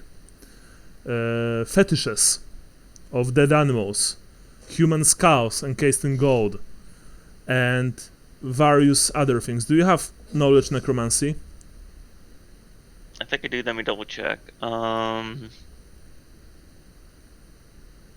have.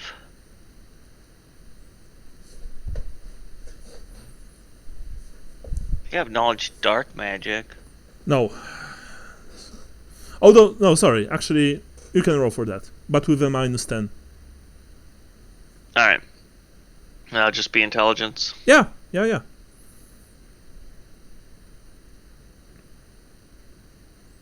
Hey. Woo! Nice.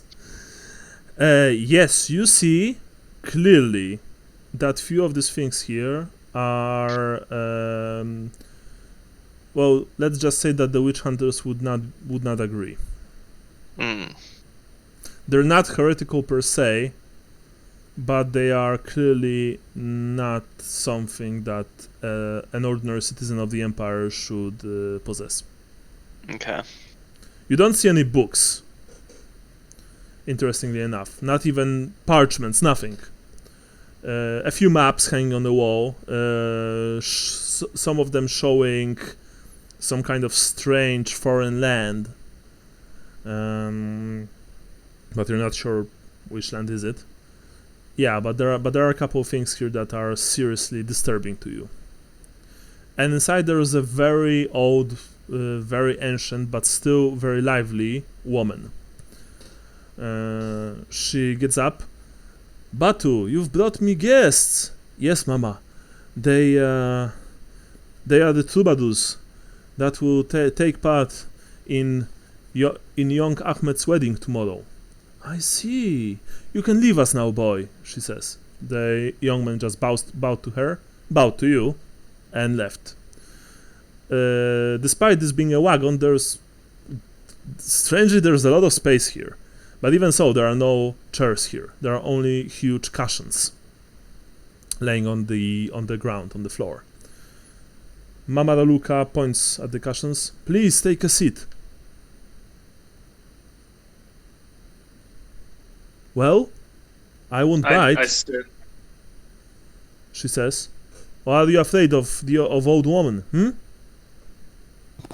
Yeah, sorry, I was muted. Yes. Ludwig, you say. I'm gonna comment that we traveled with the Ahmed. Wait. First things first. You comment this in character, first of all. Yeah.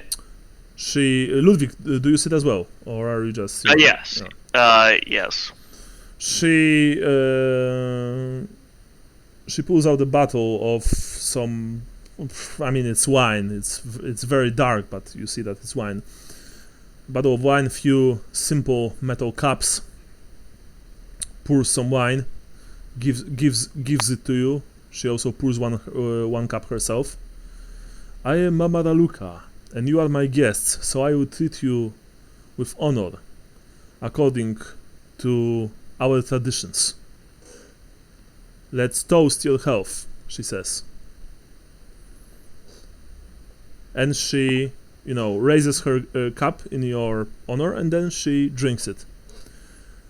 In case you are wondering if I'm trying to poison you, she says with this, slight crooked smile. I am not. It would be a waste of good wine. To your health as well, Mama Raluca. And Conrad downs it. Yes. I'll do the same. I'll raise the glass to her. How can I help you? What brings you to the Rumani camp? Except that you don't really look like troubadours, but that is beside the point. Well, if the truth be known, we're looking for a boy. I see. Which boy is that? She says. There was this talk in the Empire of a miracle child a few months ago. Of a so-called Sigma Reborn. Yes. Are you perchance looking for him? He's not here. Oh wow. Well, fuck you too then. That is most disappointing. Our travels have led us all But the for way some here. reason, I think that an elf, a soldier, and probably practitioner of mystic arts are not here by chance. No. I also see that from your hands that you are not musicians or entertainers. We, Rumanic, Strigani, we know this very well. You are not well versed in the way of the flute or the harp or, well, any other instrument really. No, we are not. Just instruments of death. Figures, at least in your case. A typical Yes. Empire man. Brutal and violent. But I'm not surprised. Anyway, you are looking for a boy then. There's Yes. only one other very special boy here. Well, not here, but in this region. And he will be marrying Lydia Plisitikos tomorrow.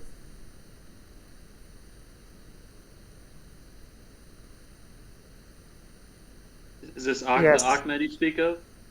Well, are you asking her about that? Yeah. You know the boy's name then? Have No, you been 'cause have you been sent here by his father, Ali? that was his name, right? Yes, Yeah. Ahmed. Ali. It is the same Ahmed. Yes. But his son is in good hands. His mother, Suri, is here. You can meet her later. She's in the camp. She's very proud of her child. Very proud of him. He is fulfilling He's his a good destiny. kid. He is. He is fulfilling his destiny. He is very special. You see, I originally hailed... Well, I'm not one of these people. I originally hailed from a Strigani clan based around Marienburg. And I've joined Rumanics through an arranged marriage to the chieftain Slava. When my husband died, I assumed leadership of the clan. But I am not of the Rumanic blood. And so I'm not of the Kuarashi blood. Anyway, one night, a baby girl was left on my doorstep with no identifying marks, other than a stylized golden pin featuring an inset lapis skull. I immediately recognized the pin as a marker identifying the true science of Nagash's bloodline. And so I took baby Suri in. She looks at you with this calm stare, honestly. Like she's finally glad to speak to someone about this. For years I've kept the secret of Suri's heritage, until the birth of Ahmed. I've recognized the significance of a male descendant, because the curse of the old gods was a common knowledge amongst my people now, Rumanic. I've approached my mistress with the news, Lydia. She was dismissive at first, but then she recalled a second obscure clause stating that the chosen one must be born under the star sign Raya's cauldron, which Ahmed was, she says. Although Lydia feared what her husband Voislav would do if he discovered Ahmed's true identity. After all, Voislav was loyal to Manfred von Karstein and would betray the boy to the legendary vampire, so she urged young Suri to speed Ahmed away and hide him amongst my ancestral clan in Marienburg. After Voislav's death, Lydia began to enact her own plan, persuading Raluca, that is me, that Ahmed would now be safe in Helfurt. I've agreed, sending my nephew Farouk to fetch the boy at Marienburg. I'm no fool. I am telling you all of this because I'm sure that most of this you already know. And I also think that I've made an error in judgment. I only wanted the best for Suri and her child and her family. But I have my reservations about my mistress now. So you fear that Med is being married to To Lydia von Karstein. yes, Because- and you because do not that is agree her- to that. Because that is her real name. Voislav used the name Plisitikos, well, that was his name, but he comes from the line of Vlad, who comes from the line of Vashanesh. Are you going to accept the wedding, even though you feel that I don't it have is- anything to say in this matter. It is already decided, but I am afraid for young Ahmed. Where is Ahmed? He's in Castle Helfurt. He's been delivered here by Farouk. I've spoken to my nephew. He dispatched some interlopers near Helmsdorf a few weeks ago. He told me that they probably tried to take the boy from him. But my nephew, he is a devil with a blade, and he is versed in the blood magic of Nagash. Yeah, you kinda recognize the pattern. But I am sure that my mistress, she doesn't have the boy's good interest at heart. She is obsessed with the tale of the Thousand Thrones and lifting the curse of the old gods of Nehekhara, from where my ancestral people actually come. The Kuarashi nomads, according to legend, were the ones who saved Nagash's life when he was still a mortal man, when he was exiled from his city to die on the desert sands. They've nursed him back to health, and he found his only love there. But the tragedy of the great necromancer was that he was immortal. His elixir made him cheat death, cheat time, but his true love wasn't so lucky. She passed away. After that he didn't really had anything to live for anymore. And so he became what he became in the end. But he had a scion. And I believe, as well as my mistress, that Ahmed is the scion of Nagash, the descendant of the great necromancer, and a very important figure when it comes to the tale of the Thousand Thrones. So, why I'm telling you this? Because I'm sure that you are here to stop Plisitikos, or Volkansai, really. To either return the boy or end him.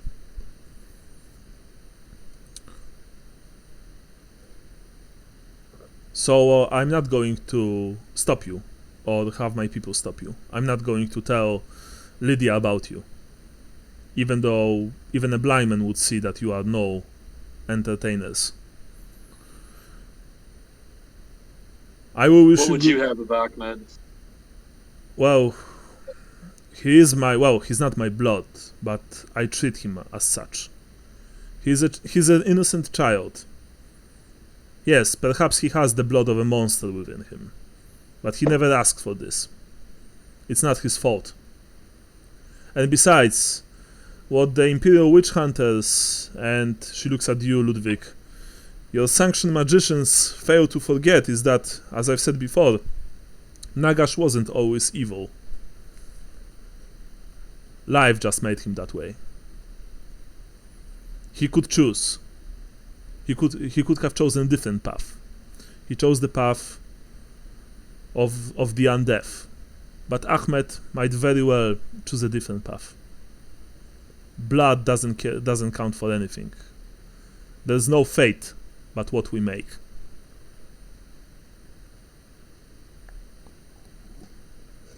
Ludwig isn't going to reply to that.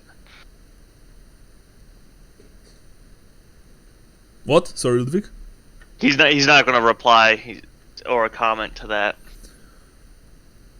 If you would be able to save my grandson, because I think of Suri as my daughter, then I would be most grateful to you.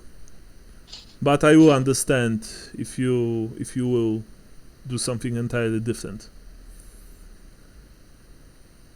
Just so you know,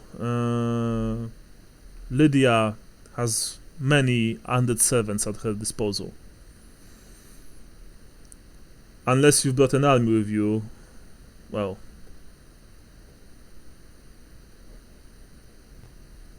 Unless we have a nun with us? Army. Oh. Yes, nun. Nuns with okay. guns. Sisters of battle. And if we intended to help Ahmed escape, how would you suggest doing that? Probably your best bet would be doing the wedding. Perhaps. Try to spirit the boy away before Lydia does, well, that's what she wants to do with him. I don't know. I don't know her plans. But I know that she's obsessed with rituals and portents and preordained events, things like that. She studies these things. And she is very cunning. Every vampire wants to escape the curse of the old gods. The curse that makes them vulnerable to sunlight or to silver. So Lydia won't let go of the boy. There's no chance, there's no way of discussing with her, of negotiating with her. I guess you will do what you have to do.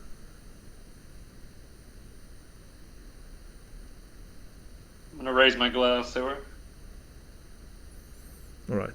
Ludwig and Konrad, are you saying anything? Yes. Go ahead.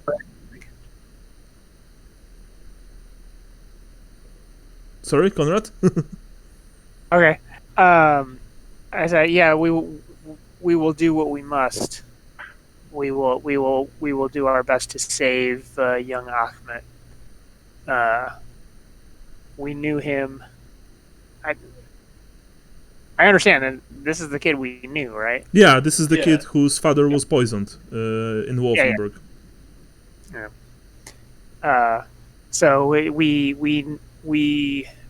knew Ahmed traveling on the road, and we will do our best to save him.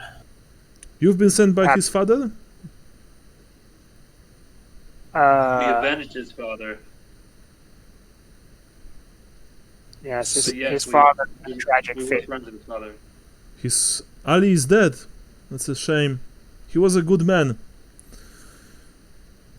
Would Ahmed perhaps be under Lydia's spell? Would he attempt to get in our way as No. we go for Lydia? He's just a little boy. He's a child. Lydia doesn't need to use her powers on him. He's being told that he does his clan justice by marrying her.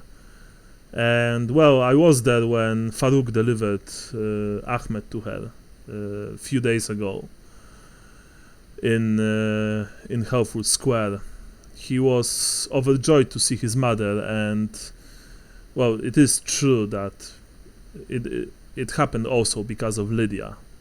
So he feels like he owes her a debt, like she has his best interest in mind. I thought so too for a while, but then I saw the predatory look in her eyes, the hunger there, and not just hunger for blood like all of the blood drinkers have. Something worse. I'm sure that whatever she has in mind concerning the prophecy of the Thousand Thrones and the curse of the old gods, that it will cost perhaps Ahmed more than just his young life. I would like for him to avoid this fate. I've treated Suri as my daughter throughout my entire life. I would not wish to see her blood, her flesh and blood, perish at the hands of my, well, of the von Karstein.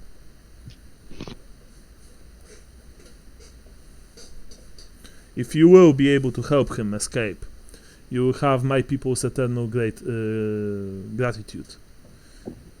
And, well, we don't have much. We are traveling folk. We never stay long. We never stay for too long anywhere. But we will repay you in some way. You have my word on that.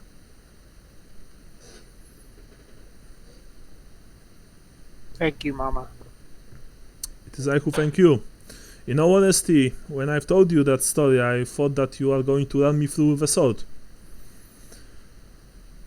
But I see that you are the rare kind of Imperials, and the elf, who actually can listen to others and not just mindlessly persecute them. It is Just a friend of Ahmed. Yes. Well, friends of Ahmed are our friends as well. The wedding is tomorrow. Today, this evening, there's a wedding party being held, or actually masked ball, honestly, this evening. There will be many important people there. Lydia will be there as well. By the way, she's a blood drinker who can walk during daylight. Few of them are able to do so. Not many, but few of them are. Unfortunately, I don't know her weaknesses. Other than the fact that she casts no reflection. Maybe this will help you in some way, I don't know. You can eat with us now, if you wish so. Are you staying anywhere? At the Mist Garden. Oh, I see. Mist Garden Spa. Yes. Well, Lydia spent no expense in painstakingly restoring the bathhouse to working order. But I think she made it with a sinister purpose in mind. People have been disappearing from the village lately. Young people mainly. And few of my people who travel to Mistgarden to drink there with the locals, there's a tavern, told me that in one of the baths there's this there's this ruddy color to it.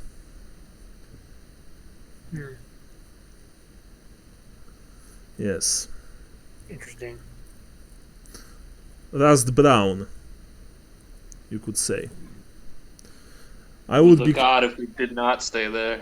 I would be careful if I were you. No, I think that the tavern there is safe, except that it's being run by two very rude people, a man and a woman, husband and wife.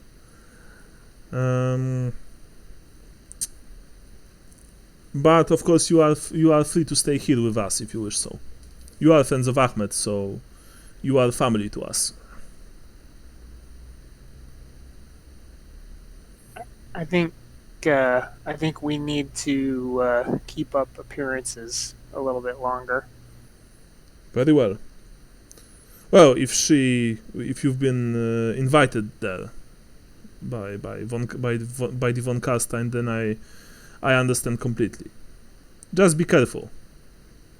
She is a sly and cunning creature. Anyway. How do we best something like that? Excuse me? How do we best something like that? Stake to the heart usually works. Cutting off the head. Although, fortunately, she will probably sooner run from you than fight. Vampires are powerful, but they have much more to lose than mortals. And Lydia is no fighter. She will try and secure the boy by any means necessary, but I'm sure that if it comes to the wars, she'll just try to flee.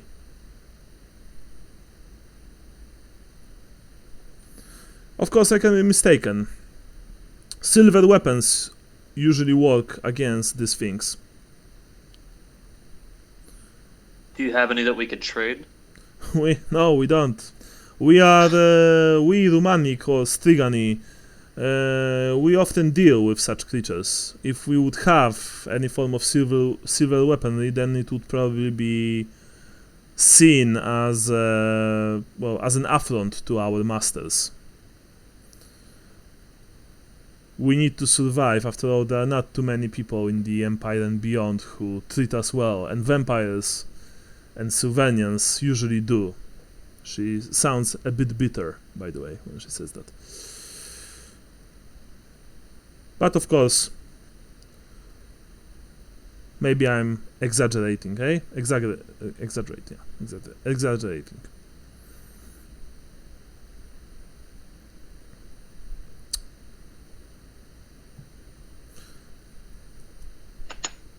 Well, she just looks at you now, by the way. Yeah. You see that she's tired and sad. Yeah. We will do our best to retrieve the boy. Thank you. In that case, come outside.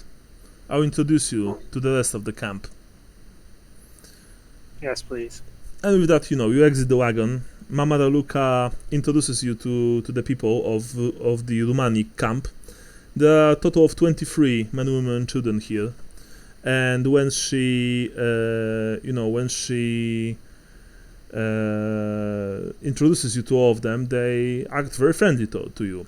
Soon you've been given, you don't know even from where, you've been given, plates and bowls of food, cups of strong aromatic ale. You've been invited to the fireplace, which the denizens of the camp, erected in the middle. Soon the dancing begins. Both men and women, enter into this enthusiastic, almost wild, but also very beautiful and unique kind of dance, which they perform with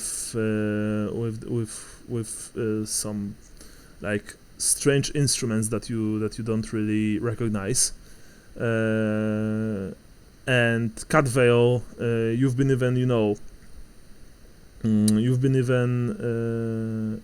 even been like what's the word? Sorry. Welcome to join them. Conrad, you too. Ludwig, you weren't, because you think that these people think that you're just too old for that, but instead you are being pestered by younger Rumanic about your adventures, because they believe that since you are an older man, then that means that you must sin a lot. Okay.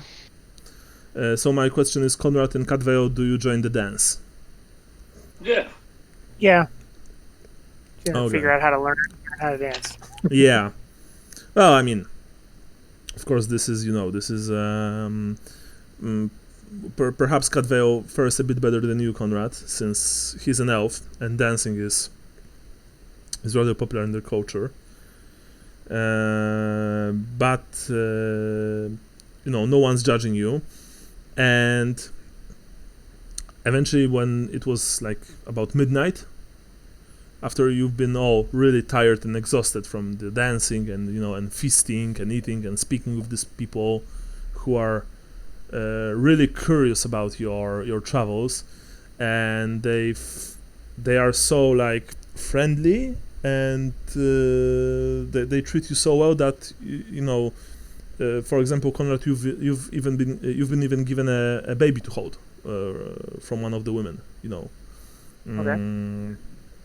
and Cadveo, you know, a bunch of children, Romanic children, they wanted to put flowers and small branches into your hair. So you feel that these people really treat you with a lot of hospitality and respect. Something that you never thought you'd encounter in Sylvania. Eventually, the young man and two others, I mean the young man who showed you to Mama Ruka's wagon and two other Rumanic, offered to take you to the Mist Garden, if you wish so. Yes, please. You've said your farewells. You know, you are full, so like you've eaten a lot. You've said your farewells. You've been, you know, Mama Luruka, who was sitting some distance from you, just, you know, nodded at each of you once. The people walked you back to the edges of the camp, and then with the three, with your three guides, you eventually entered Helfurt, and then moved northeast. Eventually, walking in between, you know, the cliff sides. It's still Sylvania, and it's still Sylvania at night, so you can almost feel the danger in the air, but with this man you feel a bit safer. You finally see the Mist Garden. It's not very well lighted, but there's enough light coming from the windows of this place that you know, to give you all of the details. From what you've been told, this is the last remaining wing of a long destroyed pre-Empire fortress dating back to the Styrian kings, and it is built atop a network of natural hot springs. It contains a magnificent spa and bathhouse, which supposedly feature beautiful mosaics, and they've been recently opened to visitors, because for a very long time they were forbidden. It was forbidden to anyone to enter the interiors of Mist Garden. The old West Wing consisted of spa, guardhouse, and stables structurally, and the spa section has been lovingly restored and is fully functional now. And the guardhouse and common room have been converted into a warmly appointed tavern. And well, the stables are just, you know, restored and fully functional, so I guess, Cadveo, that's where you'll be leaving your horse. Right? Yeah. So Batu and his two comrades left you there, wishing you a good night's sleep and good luck. They've bowed to you and just, you know, returned to their camp. You enter the premises. You enter the tavern. Yeah, I think so. Okay. Close. You see that well, like I said, it was built from the common room of the old guardhouse, and it features 2 rows of oaken banquet tables and benches. The tavern is decorated in a hunting theme, and the walls are covered by trophy heads of an exotic assortment of animals and monsters. There's a poorly stuffed stag head infested with moths, hanging on one wall, and each of you see that it probably fell a few times, because underneath it, in the wooden floor, there are, you know, clear signs of the horns just embedding themselves there. You hear the innkeeper and his wife before you see them. They are constantly arguing. You see that the innkeeper, who you've been told is called Barzil, is a toad-like snob, basically, and he sounds like one. And his wife is, well, practically kind of the same. I'll tell you, woman, we need to look our finest. during tomorrow's wedding. Yes, I know you've told me this already 500 times. Then I will tell you another 500. This is very important. We must make sure that Lady Plisitikos will be happy with our attendance. Yes, your pathological need to please her is just so irritating. Oh, be quiet, stuff like that, and you hear that when you enter the place. When they see you entering, the man exits from behind the bar. Oh, welcome to my tavern. I am Bartzil, and this is my wife, Prunhilda. How may we help you? Good sirs, he says, although you see that he looks at you as if you don't really belong in his tavern. We are the minstrel troupe. Yes. I've been told that you are to stay at my place, free of charge. He says that with a slight distaste. Naturally. In that case, let me show you to your room. Do you wish to eat something and to drink something? No, I think we're fine. Very well. In that case, please follow me, he says. Unlike the Romani, these people are not really friendly.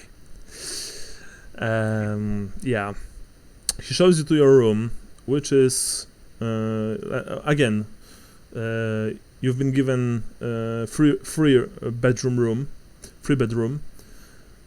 It is very clean, very nice, and the room, this room, just as the main center of this tavern, is also kept in the hunting theme, so to speak. So, for example, there's a fur of there's a dead bear laying on the floor, working as a carpet. Yeah. The beds are comfy, but you see that they are the sheets are very thick, and the pillows are also very big, so that when you go to bed, you'll probably be almost smothered by the sheets. Maybe this is a Sylvanian thing, you don't really know, but you've never seen beds like that in any tavern. Bartzil wished you good night. He told you that he and his wife are going to sleep now, and so that unfortunately, if you get hungry, then you have to wait for morning. No problem. Yeah, and they left you here. Yeah. Okay. Yeah, I'm gonna have to wrap it up here. Yes, we are ending right now. Okay. Cool. Because this is a good time for us to end. We are getting close to the finale of the chapter, by the way. Sweet. After that, 2 chapters left, and we're done. Yeah. So, sounds good. Sean, if you need to go, then let's make it quick. 120 points for everyone today. All right. Now, very quickly, 29th is okay? Is that? That's not Thanksgiving. That's not Thanksgiving? That's Is that it- weekend. It's the weekend of Thanksgiving. Thanksgiving weekend. Yeah. So it depends if you got family in town or whatever. Well, no, I definitely don't. Well, I mean, it's up to you. I'm just asking if you want 29th, or maybe 28th, or maybe 22nd, or 21st, or maybe 6th. I'm not going anywhere that weekend, Thanksgiving weekend, so I should be available. Yeah, same here. Okay. Yeah, So- if that works for everybody, then Okay. Yeah, and if not, I'll let you guys know as soon as I can, but that should be fine. Okay. At the moment. So for now, let's make it 29th. Standard time. Yep. All right. Okay, cool. Sounds So, thank you guys very much for the game, as usual. I'll see Okay. you. Hear from you. and- Yeah, sorry. yeah. One thing, while we were talking about it, I'm wondering if that second thing, 6452, Ahmet sounds a lot like Ahmet. Ahmed, yeah. So It's like this is his name. yeah. Yeah. So I'm just wondering if that's what the the triptych refers to as him, as the person. The code cipher. Yeah. Mm-hmm. Okay. Weird. All right. All right. That's why I was like, oh shit. Okay. I really like your thinking with the code. Very nice. Very nice. Big thumbs up from me. All right. Cool. Okay. See you guys later. All right. Take care, people. All right, see ya. Bye bye. Yeah.